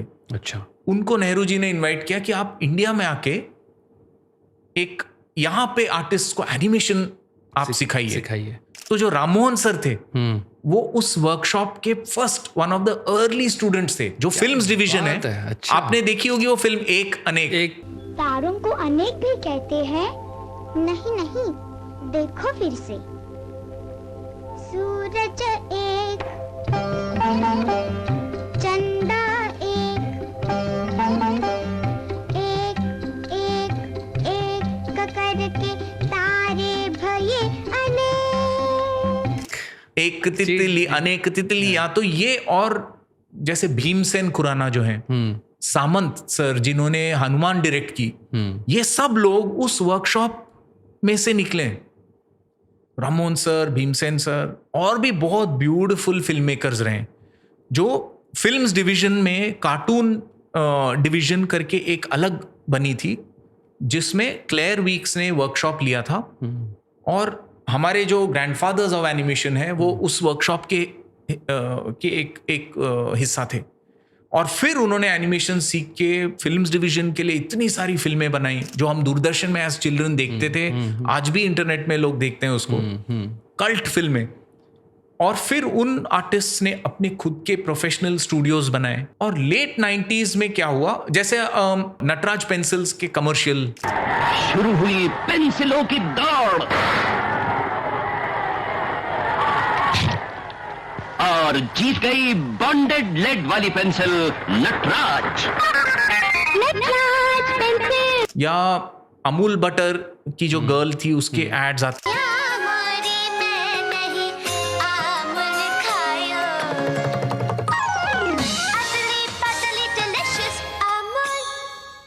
थे, या बहुत सारे एनिमेटेड एड्स पहले जो आते थे वो इन लोगों ने बनाए।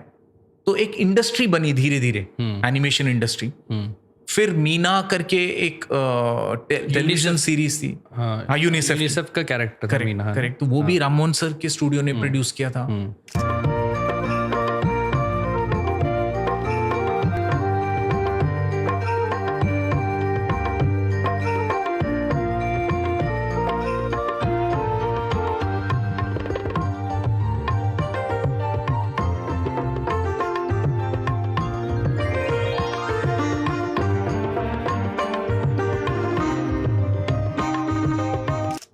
काफी सारे एपिसोडिक सीरीज एनिमेशन में आने लगी। तो वो हम अपनी कहानियां बोलने का जो कल्चर था वो जब चल रहा था, उस वक्त आउटसोर्स्ड एनिमेशन बाहर से आने लगा।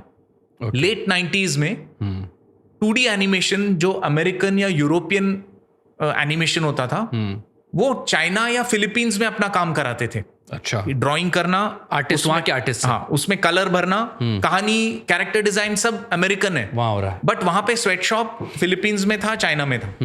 जब इंडिया का टैलेंट आया तो उनके लिए था कि वाह ये लोग तो इंग्लिश भी जानते हैं। चाइना और फिलीपींस में इंग्लिश का प्रॉब्लम था, बट इंडियन आर्टिस्ट जो थे वो टैलेंटेड भी थे। लैंग्वेज, बिकॉज इंग्लिश हमारा कॉमन लैंग्वेज था, तो कम्युनिकेशन ज्यादा आसान था और चीप लेबर था। करेक्ट। तो सारे दोनों के लिए विन विन था। यहाँ आर्टिस्ट को फॉरेन एक्सचेंज, फॉरेन करेंसी मिल रहा है। तो suddenly in the next 10 years, within the 10 years, animation boomed like crazy. You are talking about late 90s? Late 90s है ना? अर्ली 2000? यस। तो 2D एनिमेशन जो हैंड ड्रॉन था वो इतना हर जगह पे, बॉम्बे से शुरू हुआ होगा बट फिर बैंगलोर, त्रिवेंद्रम, हैदराबाद, फरीदाबाद, सब लोग एनिमेशन में इन्वेस्ट करने लगे। अच्छा। और इतने सारे एनिमेशन स्टूडियोज आने लगे, बट फोकस शिफ्ट हुआ आउटसोर्सिंग काम में। आप काम दो, करेक्ट, हम करके भेज देंगे हमारे स्किल में, बट वो हमारी कहानियां नहीं थी। तो एपिसोडिक सीरीज हम बनाने लगे, बहुत पैसा आने लगा, स्कूल्स खुलने लगे जो एनिमेशन सिखाते थे कि, और वो क्या सिखाते थे, इस तरह का काम करने के लिए, जॉब पाने के लिए क्या सीखना है वो सीखते थे। सॉफ्टवेयर्स नए नए आने लगे क्योंकि यूज होते थे उस काम में यूज होते थे। फिर एक दौर आया कि 3D एनिमेशन आया, जैसे पिक्सार ने टॉय स्टोरी बनाई, उसके बाद 3D एनिमेशन का ट्रेंड आया, तो 2D एनिमेशन का धंधा चौपट हुआ। अच्छा। तो हमारे आर्टिस्ट लोगों ने 3D एनिमेशन सीखना चालू किया, माया सीखना चालू किया। हमारे स्कूल्स ने अपना करिकुलम बदल के 2D से 3D में गए, शिफ्ट हुए। हाँ। तो हम क्या कर रहे थे, हम डिपेंडेंट हो गए वेस्टर्न ट्रेंड्स पे। वहां से जिस तरह का काम आएगा, क्योंकि हम आउटसोर्स काम पे डिपेंडेंट। यस, तो हमारा जो लाइवलीहुड था वो बन गया। हम अपनी फिल्में नहीं बना रहे थे और अपने ऑडियंस के लिए नहीं बना रहे थे, हम उनके लिए काम कर रहे थे, हमें पैसा आ रहा था, हम खुश हो गए। अभी भी वही है। अगर आप इंडियन एनिमेशन इंडस्ट्री को देखें तो 90% जो स्टूडियोज इंडिया में एनिमेशन काम करते हैं, अगर आप देखिए मार्वल की फिल्में, Spiderman, life of Pi, Oscar winning फिल्में, Lion King, the golden compass. हाँ, तो गोल्डन कॉम्पस में जो बेयर था ना, मैं उस बंदे से मिला। अच्छा। और वो ऑस्कर विनिंग फिल्म थी, राइट, एनिमेशन या स्पेशल इफेक्ट्स के लिए मिला था। यस। तो बोलता भाई I was in the team, right. मैंने बोला इंडिया में, तब मैं नया था, मुझे पता नहीं था कि इंडिया, करेक्ट। बोला भाई सब इंडियन लोग ही करते हैं काम। यस, जैसा आप बता रहे हैं। तो आप सोचिए इतने ब्यूटीफुल, हमारे जो फॉरेन क्लाइंट्स के लिए हमने इतना ब्यूटीफुल काम किया है, हम अपने इंडियन ऑडियंस के लिए उतना अच्छा क्वालिटी क्यों नहीं करते? तो कहाँ कमी कहाँ रह गई सर, क्या लगता है? कमी ये रह गई कि अपना प्रायोरिटी क्या है, आपको पैसे बनाने या फिल्म बनाने? दो बहुत बेसिक क्वेश्चंस हैं, बट ये दो सिंपल चीज ना आपके डायरेक्शन को बदल सकती हैं।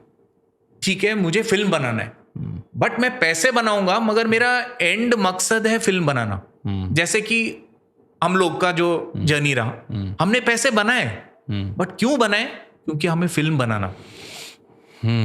उसका उल्टा करोगे तो मुझे फिल्म बनाना है, पर क्यों बनाना है? क्योंकि मुझे पैसे बनाने।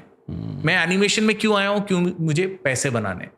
तो दोनों, लाइक आप, are you making films to make money और are you making money to make films? ये दो सिंपल सवाल है, बट उसका डायरेक्शन अलग है। तो जो मैं कहूंगा, अभी भी 90% हमारी जो इंडस्ट्री यहाँ पे है, हम 3D एनिमेशन तक पहुंचे, उसके बाद गेमिंग आया, उसके बाद VFX आ गया। अभी VFX इंडस्ट्री बहुत स्ट्रांग है, बट अभी भी हम आउटसोर्स्ड वर्क पे डिपेंडेंट है। तो हमारा कल्चर वैसे बन गया है। और मैं उन स्टूडियोज को इंडियन एनिमेशन इंडस्ट्री नहीं बोलता हूं। ओके। वो अमेरिकन, यूरोपियन एनिमेशन इंडस्ट्री का हिस्सा है। They only happen to be based in India. ठीक है, हमारे इंडियन भाई बहनों को एम्प्लॉयमेंट, काम मिल रही है, रोजी रोटी मिल रही है, बट हम उन पे डिपेंडेंट है। करेक्ट। यूएस में स्ट्राइक हुआ AI के लिए, एक्टर्स ने स्ट्राइक किया, स्क्रिप्ट राइटर्स ने स्ट्राइक किया, फिल्में शूट होना बंद हो गई थी, यहाँ के VFX के स्टूडियो बंद हो रहे, हम उन पे डिपेंडेंट है। अभी जैसे अगर अगर मोदी जी ने बोला है वोकल फॉर लोकल, नहीं वोकल फॉर लोकल और मेक इन इंडिया। ठीक है, make in India, make for the world अभी बंद कर दो। वो मेक इन इंडिया मैं समझता हूं मेक फॉर इंडिया, क्योंकि इंडियन जो ऑडियंस है, जो लाइव एक्शन फिल्म मेकर्स, अपने राम गोपाल वर्मा ने ये तो नहीं सोचा मैं जब मैं सत्या बनाऊंगा तो US में वर्क करना चाहिए। नहीं, उनको जो अच्छा लगा उन्होंने बनाया। उन्होंने शिवा बनाया सबसे पहले तेलुगु में, करेक्ट। फिर सत्या एक और कल्ट फिल्म, फिर कंपनी, मतलब एक इंडस्ट्री हमारे फिल्म मेकर्स ने खड़ा किया है अपनी ऑडियंस के लिए। तो वही चीज हमें, जो 10% है इंडस्ट्री, उस 10% के अंदर मैं भी हूं, एक माइनॉरिटी का बंदा जो अपना लोकल क्रिएट करना चाह रहे हैं। ऐसे बहुत टैलेंटेड लोग हैं, स्टूडियो ईक्सॉरस करके एक है जो मेरे एक सीनियर का स्टूडियो है, ई सुरेश, उनका भी काम अगर हो सके उनको आप इंटरव्यू करना अगली बार एनिमेशन में। इतना ब्यूटीफुल एनिमेशन फिल्म्स, वो एड फिल्म्स बनाते हैं, अपना खुद की स्टोरी बनाने में लगे हुए हैं। तो मैं इसीलिए वो माइनॉरिटी जो है, मेरा जो होप है उन्हीं से है। एक तो मेरा होप खुद से है कि अगर कुछ करना है हम ही करना है, और उपमन्यु जो है, ये लोग हैं जो मैं समझता हूं कि एक इंडियन एनिमेशन इंडस्ट्री अगर कोई ऑडियंस क्रिएट कर सकता है तो हम ही लोग कर सकते हैं। बिल्कुल। और किसी से मुझे होप ही नहीं है, क्योंकि वो उनका इंटेंशन ही वो नहीं है। उनका इंटेंशन वो जो पैसे कमा रहे हैं, they are happy with it. And मुझे ऐसा लगता है सर अभी बहुत सही टाइम है ऐसे थॉट्स में, ऐसे प्रोजेक्ट्स में इन्वेस्ट करने का, बीट क्रिएटिवली और बीट मनी वाइज भी, अगर किसी को ऐसा लगता है। क्योंकि आने वाले 1-2 साल में ना हमारे यहाँ और ऐसा कंटेंट बनना चाहिए और वो उसको अलग बूस्ट मिल सकता है, क्योंकि अभी ये लोग कंज्यूम कर रहे हैं बाहर का कंटेंट। जब ये अपना कंटेंट भी कंज्यूम करने लगेंगे ना तो उनको ट्रस्ट आएगा, तो अभी हमको बनाना चाहिए ऐसा और कंटेंट। और आप जब, जैसे अगर राम गोपाल वर्मा जी की बात हो रही थी, हमें वो क्यों अच्छी लगी फिल्में, क्योंकि उन फिल्मों में वो चीज रियलिज्म दिखाई जाती थी जो हम एवरीडे हमारे आसपास, जस्ट कॉन्वर्सेशंस, डायलॉग्स ही इतने नेचुरल थे कि जैसा हम हर दिन देख रहे हैं, वो चीज हम एनिमेशन में क्यों नहीं देख रहे। बिल्कुल। अभी भी बहुत अच्छे फिल्म मेकर्स हैं जो शॉर्ट फिल्म्स बनाते हैं जिसमें वो इतने यूनिक वे में एनिमेशन फिल्में बना रहे हैं, बट हमें वो चीज लॉन्ग फॉर्मेट में अचीव करना पड़ेगा। और उसी वजह से हम फीचर फिल्म में गए हैं कि यार हमें बड़ी कहानियां बोलनी है, हमें एक्साइट कर रहा है। और अगर हम एक प्रॉफिटेबल फीचर फिल्म, एक केस स्टडी की जरूरत है, अगर वो कमाती है पैसे, तो सबके लिए वो रास्ता खुलेगा और एक एनकरेजमेंट होगी कि यार अपने ऑडियंस थिएटर में आए, टिकट खरीद कर अपनी फिल्में देखें, अपनी कहानियां देखें। नहीं तो आप स्पाइडरमैन, मार्वल, बारबी, एनीमे, आप ये सब देखोगे बिकॉज वो ज्यादा इंप्रेसिव है, बट अपने कल्चर को आप इंप्रेसिवली पैकेज करके जब दिखाएंगे तो आई फील कि there is an audience. And when you see your own culture, you connect even more strongly. ठीक है, डिज्नी का आपको लायन किंग अच्छा लगता है, मेरा फेवरेट फिल्म है जो 2D का लायन किंग था, बट अगर मैं अपनी कल्चर, अगर मैं उस लेवल की स्टोरी टेलिंग में अपनी कल्चर देखता हूं तो मैं शायद और भी कनेक्ट करूंगा और भी आंसू बहाऊंगा देख के। करेक्ट। क्योंकि वो मेरी कल्चर है। करेक्ट। तो that is what we are trying to do. Amazing है सर, और I wish you luck, I wish you all the best. And मुझे जिस शिद्दत से आप ये बात कह रहे हैं और उसी शिद्दत से आप काम भी कर रहे हैं, एंड आई एम श्योर कि इस सप्ताह की बात पहुंच भी रही होगी और उन प्रोड्यूसर्स तक, उन डिस्ट्रीब्यूटर्स तक भी ये बात पहुंचे कि आगे आपके काम को ऐसे ही वो सपोर्ट करें, रिलीज करें, है ना। थैंक यू अमित आपके सपोर्ट के लिए and through for giving us this platform also. Yes. और सर आपके साथ डिस्कशन बहुत अमेजिंग हो रहा है। हमने इतनी सारी बात की, इंडियन एनिमेशन कैसे इवॉल्व हुआ उसकी बात की, जापानीज़ कैसे एनिमेशन इवॉल्व हुआ उसकी बात की। अभी मैं बात कर रहा हूँ करंट सिनेरियो जैसा है, क्योंकि आप विजिटिंग फैकल्टी हैं NID अहमदाबाद में, SRFTI में, व्हिस्लिंग वुड्स में, तो एक as a teacher, as a experienced creator, अभी की सिचुएशन क्या है एनिमेशन इंडस्ट्री की और फ्यूचर क्या हो सकता है? जो मैं ये पूछ रहा हूँ सवाल उनके पर्सपेक्टिव से जो बच्चे इसको एज ए करियर ऑप्ट करना चाह रहे हैं। सो फ्रॉम एन एनिमेशन हो या कोई भी करियर हो, I think for a student, what education क्या करता है, एजुकेशन आपको एक क्लैरिटी देती है कि आपका फोर्टे क्या है। अब जैसे हम सब कुछ गिफ्ट लेके आते हैं, okay, like we have some manufacturing default setting जो हमारा उसमें एक स्ट्रेंथ होता है। So for example, like say Lata Mangeshkar, music is a gift that she's got. Correct. And she enjoys it when she uses her gift. Or a Tendulkar, when he is playing, he is so happy, he doesn't want anything else. That is his gift. And because he is using his gift, हम जो audience हैं हम उसको enjoy करते हैं। क्यों? क्योंकि वो अपने गिफ्ट को यूज कर रहा है। हमें तेंदुलकर का वो स्ट्रेट ड्राइव या विराट कोहली का एक कवर ड्राइव क्यों अच्छा लगता है? क्योंकि वो उसका स्ट्रेंथ है और वो उसका गिफ्ट है, and that person is using that. So we all have that gift. Same for a student. जब हम बचपन में तो we use that gift unknowingly and we enjoy doing that. तब भी बचपन में बहुत लोग पेरेंट्स लोग बोलते हैं ना, अरे ये ना बड़ा होके ये बनेगा या वो बनेगा। वो क्यों बोल रहे हैं? क्योंकि वो कुछ एक पोटेंशियल देखते हैं। और टीचर का क्या रोल है? वो उस पोटेंशियल को देखता भी है और उस स्टूडेंट को एनकरेज करता है उस जोन में। शायद स्टूडेंट को पता भी ना हो कि यार मेरे में ये गुण है। करेक्ट। वो चीज बहुत बार अच्छे टीचर्स वो करते हैं कि वो आपकी उस क्वालिटी को पहचानते भी हैं और आपके साथ बहुत स्ट्रिक्टली आपको एनकरेज करेंगे कि आप उस क्वालिटी को आप डेवलप करो, क्योंकि वो आपका यूनिकनेस भी है और वही आपका फोर्टे भी है। तो मैं समझता हूं जो एजुकेशन है वो एक ऐसा ब्यूटीफुल फेज है जहां पे स्टूडेंट अपने स्ट्रेंथ को डिस्कवर करता है और अपनी वीकनेस को भी डिस्कवर करता है कि यार मैं क्या चीज मुझे नहीं अच्छा लगता है और क्या चीज मुझे अच्छा लगता है। तो क्या चीज अच्छा नहीं लगता वो भी बहुत जरूरी है कि मैं और अपना प्रेशियस लाइफ उसमें ना इन्वेस्ट करूं।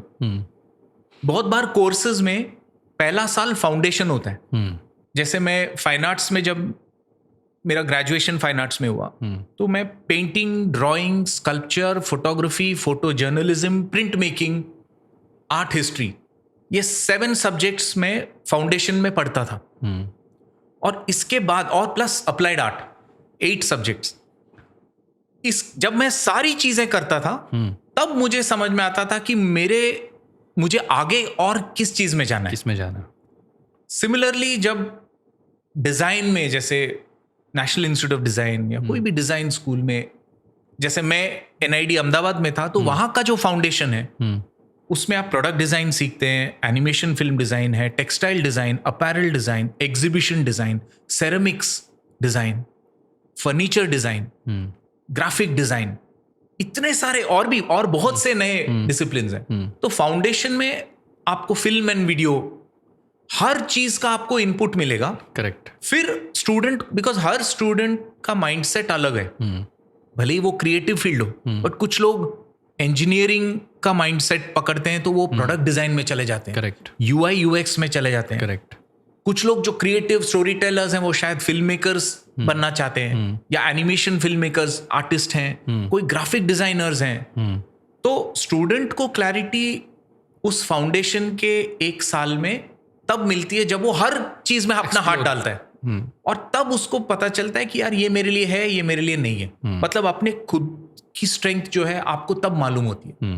तो मैं समझता हूं एजुकेशन उस पॉइंट ऑफ व्यू से बहुत जरूरी है, बिकॉज एक स्टूडेंट की क्लैरिटी बनती है और क्लैरिटी ही मतलब आपको अगले स्टेप पे ले जाते हैं।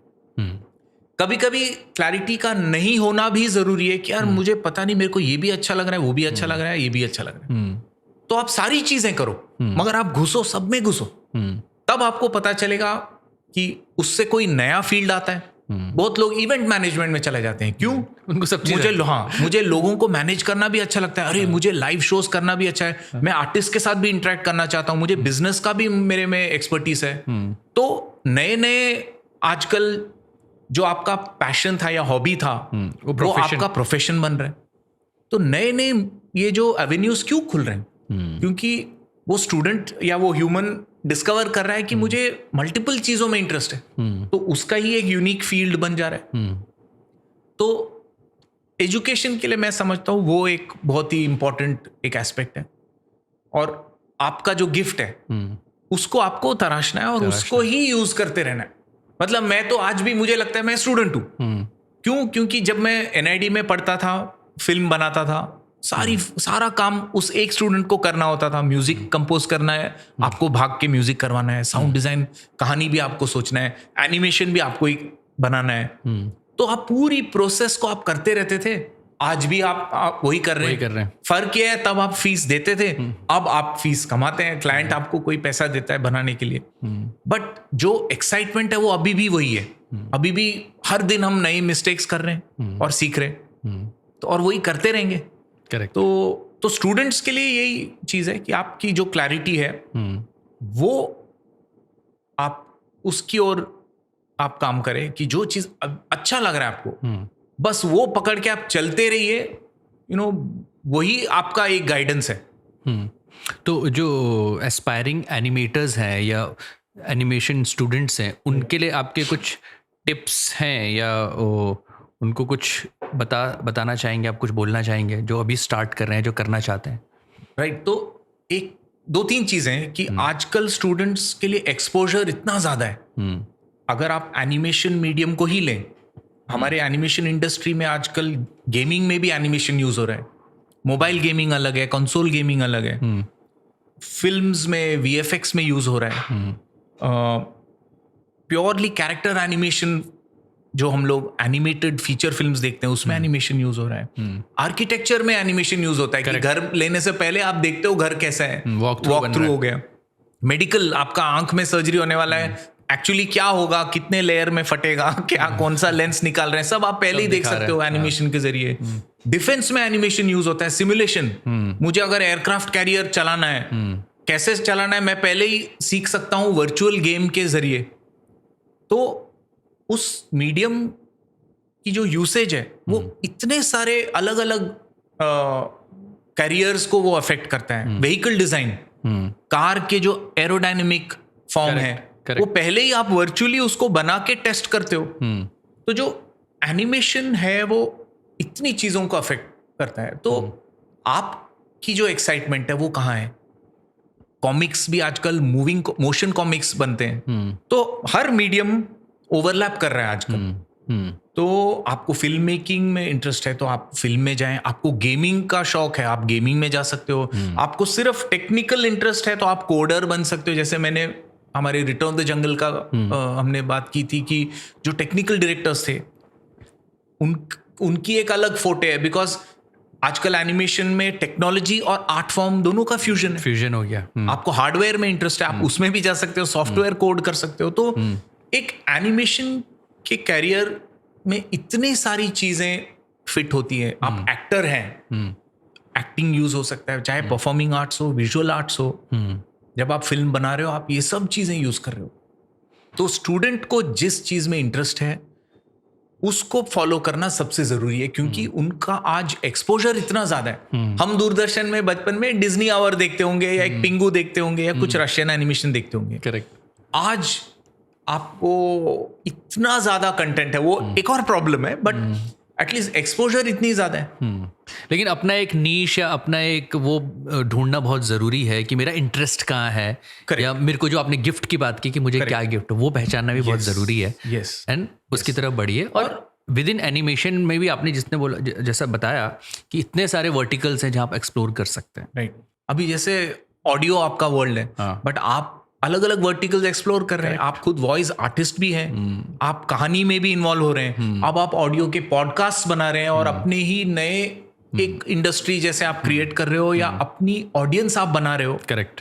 तो आपकी भी जो डिजायर है, एज आपका करियर बढ़ रहा है, आपके भी डिजायर्स चेंज हो रहे हैं और आप अपना रास्ता आप बना रहे हो। हम भी वही कर रहे हैं। हम लोग एड फिल्म बनाते थे, बट हमारी डिजायर थी कि यार हम लंबी कहानियां बनाएं और अपने ऑडियंस को एंटरटेन करें। तो हम भी रास्ता खोज रहे हैं, हम भी भटक रहे हैं, इधर उधर सर फोड़ रहे हैं, बट उसमें मजा है। क्यों?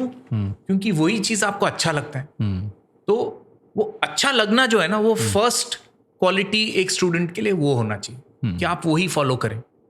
तो आपका ना बर्नआउट कभी नहीं होगा, क्योंकि आप चाहे पूरी रात, हम लोग अगर आप और मैं बात कर सकते हैं सुबह तक, हमको टायर्ड नहीं होगा। क्यों? क्योंकि हमें मजा आता है ना ये चीज में। तो जब आपको मजा आ रहा है तो वही आपका फ्यूअल है और वो कभी खत्म नहीं होगा, बिकॉज वो अंदर से आपका बॉडी भले ही वीक हो रहा हो, बट आपको समझ में भी नहीं आएगा कि आपकी बॉडी वीक हो रही है। करेक्ट। तो वही तो मजा है इसमें। तो मैं वही अपने जितने भी मेरे साथ काम करते हैं, मेरी टीम में या जितने भी लोगों के साथ मैं काम करता हूँ, मैं ये बोलता हूँ कि अगर मजा आ रहा है ना भाई, तभी काम करना, वरना मत करना। और आपके काम में आपकी जो एंजॉयमेंट है वो दिखती है और वो एंजॉयमेंट आपकी ऑडियंस चूसती है आपके काम से। करेक्ट। तो अगर आप में वो एनर्जी नहीं है तो आप अपनी फिल्म में कैसे डालोगे? नहीं डालोगे। और आपके ऑडियंस को वो एनर्जी कैसे मिलेगी?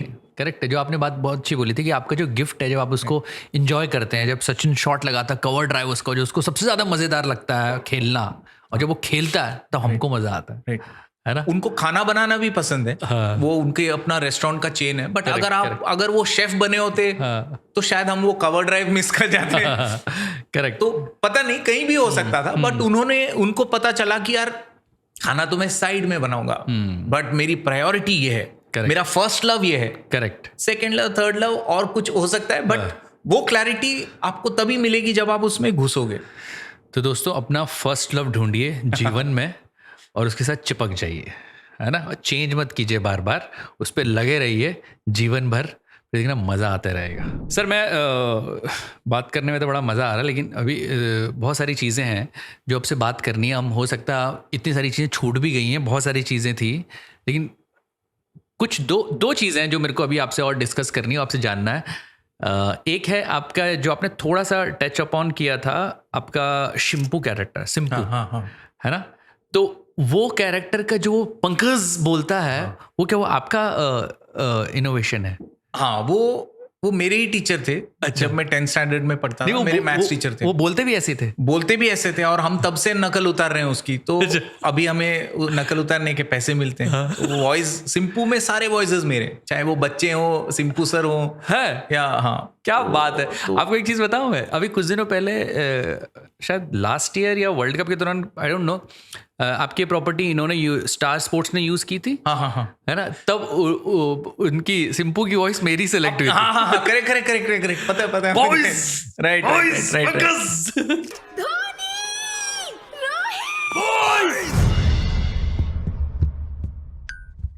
क्या हो रहा है भाई? अरे सर, मुंबई चेन्नई का मैच है। Oh nice. वैसे सोनी सर, आप किस टीम को सपोर्ट करते हो?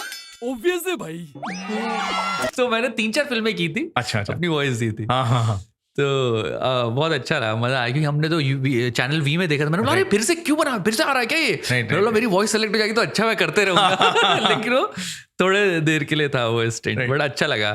फिर जब आपसे, तब मुझे पता नहीं था आपका क्रिएशन है ये, जब आपके से बात हुई तब मुझे पता चला यार आपने ही बनाया, अमेजिंग है। इनफैक्ट अभी हमारे इंस्टा हैंडल पे हम सिंपू फिल्म फेस्टिवल चला रहे हैं। अच्छा। आज तक हमने जितनी भी सिंपू फिल्में बनाई है, वो सब हम एक एक करके पोस्ट कर रहे हैं, और मैं वो स्टोरीज शेयर कर रहा हूँ कि उन फिल्मों के पीछे क्या स्टोरीज थी, मतलब मैंने वो फिल्में क्यों बनाई, क्या बात है, ब्रीफ क्या था। तो अगर आप वैभव स्टूडियोज का जो इंस्टा पेज पे जाएंगे तो ये फेस्टिवल चल रहा है अभी।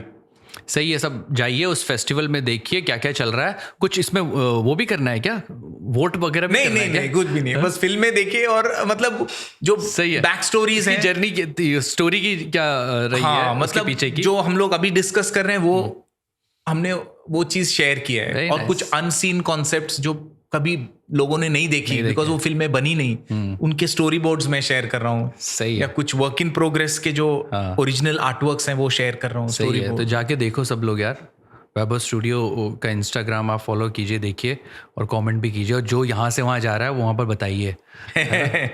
और एक और कैरेक्टर आपका है ऐसा, जो मतलब मैं सोनी में था चैनल में, तब मैंने वहाँ पर किसी ने मेरे को दिखाया था ऐसे ही कि भाई ये कैरेक्टर है, कार्टून नेटवर्क में आता है शो लंपुट। मैंने बोला भाई ये कितना अतरंगी कैरेक्टर है, ये पागलपंती है वो।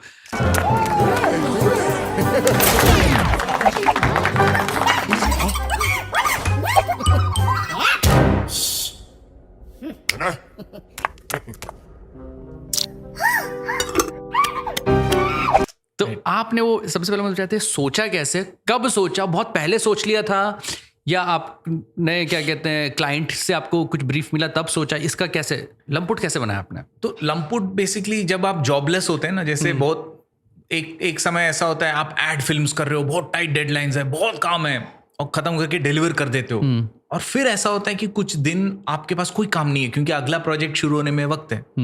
तो ऐसे में आप सोचते हो कि यार आप खुद क्या करना चाहते हो, आपकी जो विश लिस्ट है वो टेक ओवर करती है। तो तब शायद ऐसे किसी सिचुएशन में मेरे मन में ख्याल आया था कि शेप मॉर्फ जो होता है एनिमेशन में, एक चीज मॉर्फ होके कुछ और बने, करेक्ट, वो करने का काफी एक डिजायर था। उसको लेके फिर एक कहानी बनी। हम तब निकलोडियन के लिए काफी काम करते थे। अच्छा। निकलोडियन का जो एक लोगो था, स्प्लैट था एक ऑरेंज कलर का, करेक्ट, ब्लॉब जैसा था। मैंने सोचा यार अगर कैरेक्टर हो, और वो बिकॉज वो एक अमीबा जैसा शेप है, मुझे लगा अगर वो शेप चेंज करता रहे तो मेरा जो ख्वाहिश है कि मॉर्फ करना है वो भी उसमें पूरी होगी। तो मैंने एक पिच बनाया था कि ये लंपुट जो है एक ऑरेंज कलर का एक नटकेस है जो कि एक लैब से एस्केप कर गया है और ये 2 लोग मेडिकल कॉप्स हैं जो उसको पकड़ने की कोशिश कर रहे हैं, बट वो कभी नहीं पकड़ पाएंगे। क्यों? क्योंकि ये बहुत शाना है, ये मॉर्फ करके शेप बदल लेता है और हर बार वो एस्केप कर जाता है। तो ऐसा एक कहानी का एक प्रीमाइस मेरे दिमाग में आया, तो मैंने कुछ डूडल्स बनाए और निकलोडियन को प्रेजेंट किया, बिकॉज हमारा रेगुलर क्लाइंट था वो। मैंने सोचा यार उनके लोगों पे पिच है, उनको बहुत पसंद आएगा और हमें पैसे मिलेंगे काम करने के। तो ऐसा कुछ हुआ नहीं, उन्होंने ये पिच देख के उनको कुछ ज्यादा इंटरेस्ट नहीं आया और उन्होंने कुछ जवाब भी नहीं दिया। मैंने साइड में रख दिया था वो पिच। उसके शायद 1.5-2 साल बाद कार्टून नेटवर्क एशिया पैसिफिक से ये क्वेरी आई कि यार हम एशिया पैसिफिक रीजन में जो कंटेंट क्रिएटर्स हैं उनके पिचेस हम सुनना चाहते हैं या they are looking for content. तो मैंने सोचा हाँ ये तो है, इसको मैं रिसाइकिल करके पैकेज करके कार्टून नेटवर्क को पिच किया कि ऐसा एक कैरेक्टर है, ये उन्हें बहुत अच्छा लगा। ऑरेंज गुई नटकेस, ऐसे 3 जो वर्ड्स थे उन्हें बहुत अच्छा लगा। मतलब जो एक क्रिएटिव डायरेक्टर जो कार्टून नेटवर्क एशिया पैसिफिक में थे उस वक्त, साइलस, तो उन्हें बहुत अच्छा लगा। और मैं सोचता हूं कि मतलब हम लोग बहुत फॉर्चुनेट हैं कि सही लोग थे नेटवर्क में जिन्होंने एक कंटेंट को पहचाना कि यार उसमें पोटेंशियल है, और उन्होंने एक पायलट कमीशन किया था कि ठीक है हम 6 फिल्में बनाते हैं छोटी छोटी, उसमें हमें पता चलेगा ये आइडिया मजेदार है कि नहीं। तो उन 6 फिल्मों में 15 सेकेंड के 6 फिल्में थी वो। अच्छा, उसको उन्होंने नाम दिया था माइक्रो शॉट, क्योंकि वो शॉट से भी छोटा था, 15 सेकेंड शुरू होता था खत्म हो जाता था। बट उसके अंदर हमने जो मजे लिए, तो जो 6 शॉट्स पहले बने वो इतने अच्छे मतलब मजेदार निकले।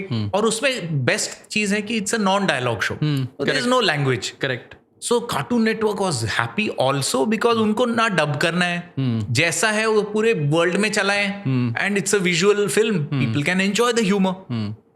And I must say that our teammates, like there is an amazing, जो पहले मैंने बोला पागल लोगों के साथ हम काम करते हैं, उनमें से सबसे बड़ा एक पागल है आनंद बाबू। अच्छा, वो डायरेक्ट करता है अभी लंपुट। अच्छा, तो ऐसे लोग जो अपनी पागलपंती को अपने काम में अनइनहिबिटेड वे में डालते हैं, उसकी बदौलत हम लोग सब मजे लेते हैं as audiences. We enjoy because they are such amazing story tellers, artists, when they have fun. So in that case I am playing the role of a producer. I may not be the animator or the content creator. Okay, I came up with an idea. Creator का credit मुझे वो देते हैं, but असली लोग जो उसको चलाते हैं वो ये लोग हैं। Correct. तो जब इनका एनर्जी आता है वहां पे, तो as a producer, I feel the best thing you can do is get out of their way. Correct, क्योंकि उनके इसमें आप टांग मत अड़ाओ, क्योंकि उनकी एनर्जी इतनी प्योर है और इतना मस्त है, आप बस साइड में खड़े रहो और एज एन ऑडियंस आप उनके काम का मजे लो और you create a situation where they can flow freely. Correct, so in Lamput I got to play those different roles and I'm enjoying as a facilitator. I participate storytelling में, हमारी team है, हम लोग मजे करते हैं, आइडिया देते हैं इधर उधर, बट जो लोग उस विजन को लेके जा रहे हैं आगे, I'm thankful to them. That is what earned us our Emmy nomination. मतलब we are the only Indian animation studio with an Emmy nomination. और लंपुट को इतने 4 सीजन्स हो गए, अभी होपफुली इस साल के एंड में 5वां सीजन शुरू हो। क्या बात है। तो मतलब 6 माइक्रो शॉट्स से शुरू हुई जर्नी, आज आपने कितने एपिसोड्स हम अभी पहले 15 सेकेंड, सीजन 1 में कुछ 50 फिल्में थी जो 15 सेकेंड्स की थी। ठीक है। सीजन 2 में हमने 2 मिनटर्स बनाए। अच्छा, मुझे नंबर्स याद नहीं अभी। सीजन 3 में हमने 5 मिनटर्स बनाए, 7 मिनटर्स बनाए। अच्छा, और सीजन 4 में 11 मिनटर्स बनाए। क्या बात है। धीरे धीरे विदाउट डायलॉग्स हैं, without dialogue, there is no dialogue at all, and even now it airs globally, and fans come with their compliments, with their फरमाइश कि यार लंपुट, and their fan art, so it feels very good. So लंपुट जो IP आपके पास है ये? नहीं, IP हमने cartoon network को बेच दिया, but in a way there is no regret, because they respect us as the creator and the mileage that Cartoon Network gives us. Correct. We as individuals, we could probably have not done that. Thanks to Cartoon Network, our work is seen globally. Right and we are getting that respect. Right. तो ठीक है, अनजाने में हमने IP बेचा हो, जो भी हो, in hindsight I would say I would have, if I were to do it again, I will probably do it again. You know, Correct. you take the IP, correct. but they respect the creator. That is a very healthy working, you know, environment. नहीं, thanks to लंपुट also. मैं भी पहले लंपुट से मैंने बोला है किसने बनाया, तो किसने बोला यार एक वैभव है इंडिया से, one of the best animation artist है, क्रिएटर है मतलब. और ये जो कार्टून नेटवर्क इंडिया ने नहीं खरीदा है ये शो, ये ग्लोबल एशिया पैसिफिक ने खरीदा है. मेरे को तो ऐसा लगा था कि जब बोल रहा था ना, यूएस ने नहीं, एशिया पैसिफिक ने खरीदा है और वहाँ इनका शो चलता है, वहाँ से पूरा ग्लोबल जाता है. और लो भाई कौन है यार इनसे. और मैं बताऊँ, उसके बाद हम लोग शायद मिले थे, लेकिन मेरे को पता नहीं था आप लंपुट के क्रिएटर हो. अच्छा. या ये फिल्म आपने कब लंपुट कब आपने वो किया? लंपुट कितना पुराना है? 2008 नहीं, पता नहीं, सॉरी 2015-16 के बीच में सीजन 1 बनी थी. सीजन 1 बना था ना. हाँ, तो शायद उसके बाद मेरे को पता चला, और उससे पहले मैं आपसे मिल चुका था. डबिंग हमने बहुत पहले की थी ना. हाँ, उसी दौरान ही की थी, उससे 1-2 साल पहले की थी. और आज का लेटेस्ट खबर है कि Lamput has been nominated for a Rockie award. एक रॉकी करके कुछ अवार्ड है, बात है. जैसे एमी है, इफी है, वैसे रॉकी अवार्ड्स हैं. उसके लिए आज ही हमको कार्टून नेटवर्क से मेल आया. Amazing. Best use of music अच्छा इन अ फिल्म. अच्छा. तो बिकॉज लंपुट नॉन डायलॉग है, उसमें म्यूजिक बहुत मेजर रोल करता है, बहुत मेजर रोल. जैसे टॉम एंड जेरी में म्यूजिक से इतना स्टोरी टेलिंग बनता था. तो आई एम ग्लैड कि म्यूजिक के लिए वो नॉमिनेट हुआ है. Very nice, congratulations for that. Vaibhav sir, thank you so much. मेरे को ऐसा लग रहा है ये कॉन्वर्जेशन जैसा आपने कहा था ना, हम लोग सुबह तक बात कर सकते हैं, है ना, लेकिन थोड़ा एक लिमिट है. हमको थोड़ा रोकना पड़ेगा यहाँ पर. But thank you so much आने के लिए विचार एंड वाइब्स में. और जैसा कि हमारी ये रीत है, एक छोटा सा तोहफा, ये ब्लूटूथ स्पीकर है, ये ब्यूटीफुल बचता है. वो बहुत लोगों को लगता है सिर्फ शो पीस है. हाँ, नहीं, ये यूनिक है एकदम. Thank you so much sir आने के लिए विचार एंड वाइब्स में, अपने इतने अमेजिंग विचार व्यक्त करने के लिए और बहुत ही वंडरफुल वाइब्स क्रिएट करने. Thank you so much. दोस्तों, आई एम श्योर विचार एंड वाइब्स का ये एपिसोड आपको लगा होगा एकदम झकास, क्योंकि आज तक आपने जितने भी पॉडकास्ट देखे हैं ये उससे हट के रहा. मानते हैं ना बात? तो मेरी आपसे एक रिक्वेस्ट है, जो return of the jungle Vaibhav sir की फिल्म है, आप उसको इतना प्यार दीजिएगा, उसके ट्रेलर को इतना प्यार दीजिएगा जो इस पॉडकास्ट के बाद आप पूरा देखेंगे. और अगर आपको उस फिल्म के प्रोसेस के बारे में और जानना है, कैसे बनी है, और वैभव स्टूडियोज के जितने भी काम है उसके बारे में और जानना है, तो आप प्लीज़ उनका इंस्टाग्राम हैंडल जो नीचे दिया है डिस्क्रिप्शन में, वहाँ जाके देख सकते हैं. उनका यूट्यूब चैनल है वैभव स्टूडियो का, वो आप सब्सक्राइब कर सकते हैं. और आपको एक और काम करना है, अगर आपने अभी तक नहीं किया विचार एंड वाइब्स को सब्सक्राइब, तो सब्सक्राइब कीजिए, लाइक कीजिए, कमेंट कीजिए यार. इससे थोड़ा सा ना हमको सपोर्ट मिलेगा, और सपोर्ट मिलेगा तो हमारा चैनल ग्रो होगा, तो हम और अच्छे वैभव सर जैसे और अच्छे गेस्ट ला पाएंगे, ताकि आपको कुछ नई चीज सीखने को मिले. Thank you so much and enjoy the trailer return of the jungle का. धरती के कई विशाल वनों में से ये एक ऐसी जगह है जहां अबे वो छोड़.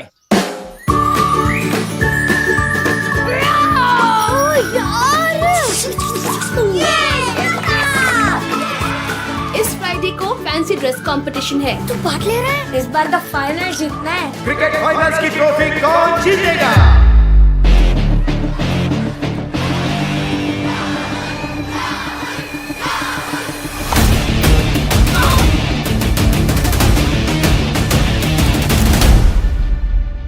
ताता, इस साल ट्रॉफी का कोई चांस नहीं लग रहा. मुझे नहीं लेना पार्ट फैंसी ड्रेस में. लेकिन मैच का क्या होगा? मैं क्या बन सकता हूँ ताता? अब मैं तुम्हें एक सीक्रेट बात बताता हूँ. जो बाहर से दिखता है वो हमेशा सच नहीं होता, पर अगर आप अंदर से स्ट्रांग हो तो बाहर से जो चाहो बन सकते हो. अब बस एक ही चाह रहा है. हेलो, कैसे हो? तुम लोगों की मैच में धज्जियां नहीं उड़ाई ना? मेरा नाम भी राहुल मल्होत्रा नहीं. यार आप क्या करेंगे यार? मेरे पास एक ब्रिलियंट आइडिया है. मगर भैया टेंशन मत लो. जी तुम्हारी ही होगी.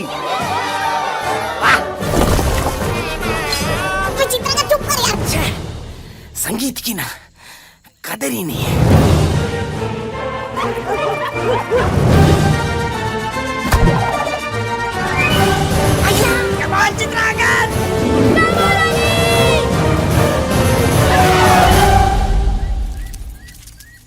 क्या हो गया तुझे?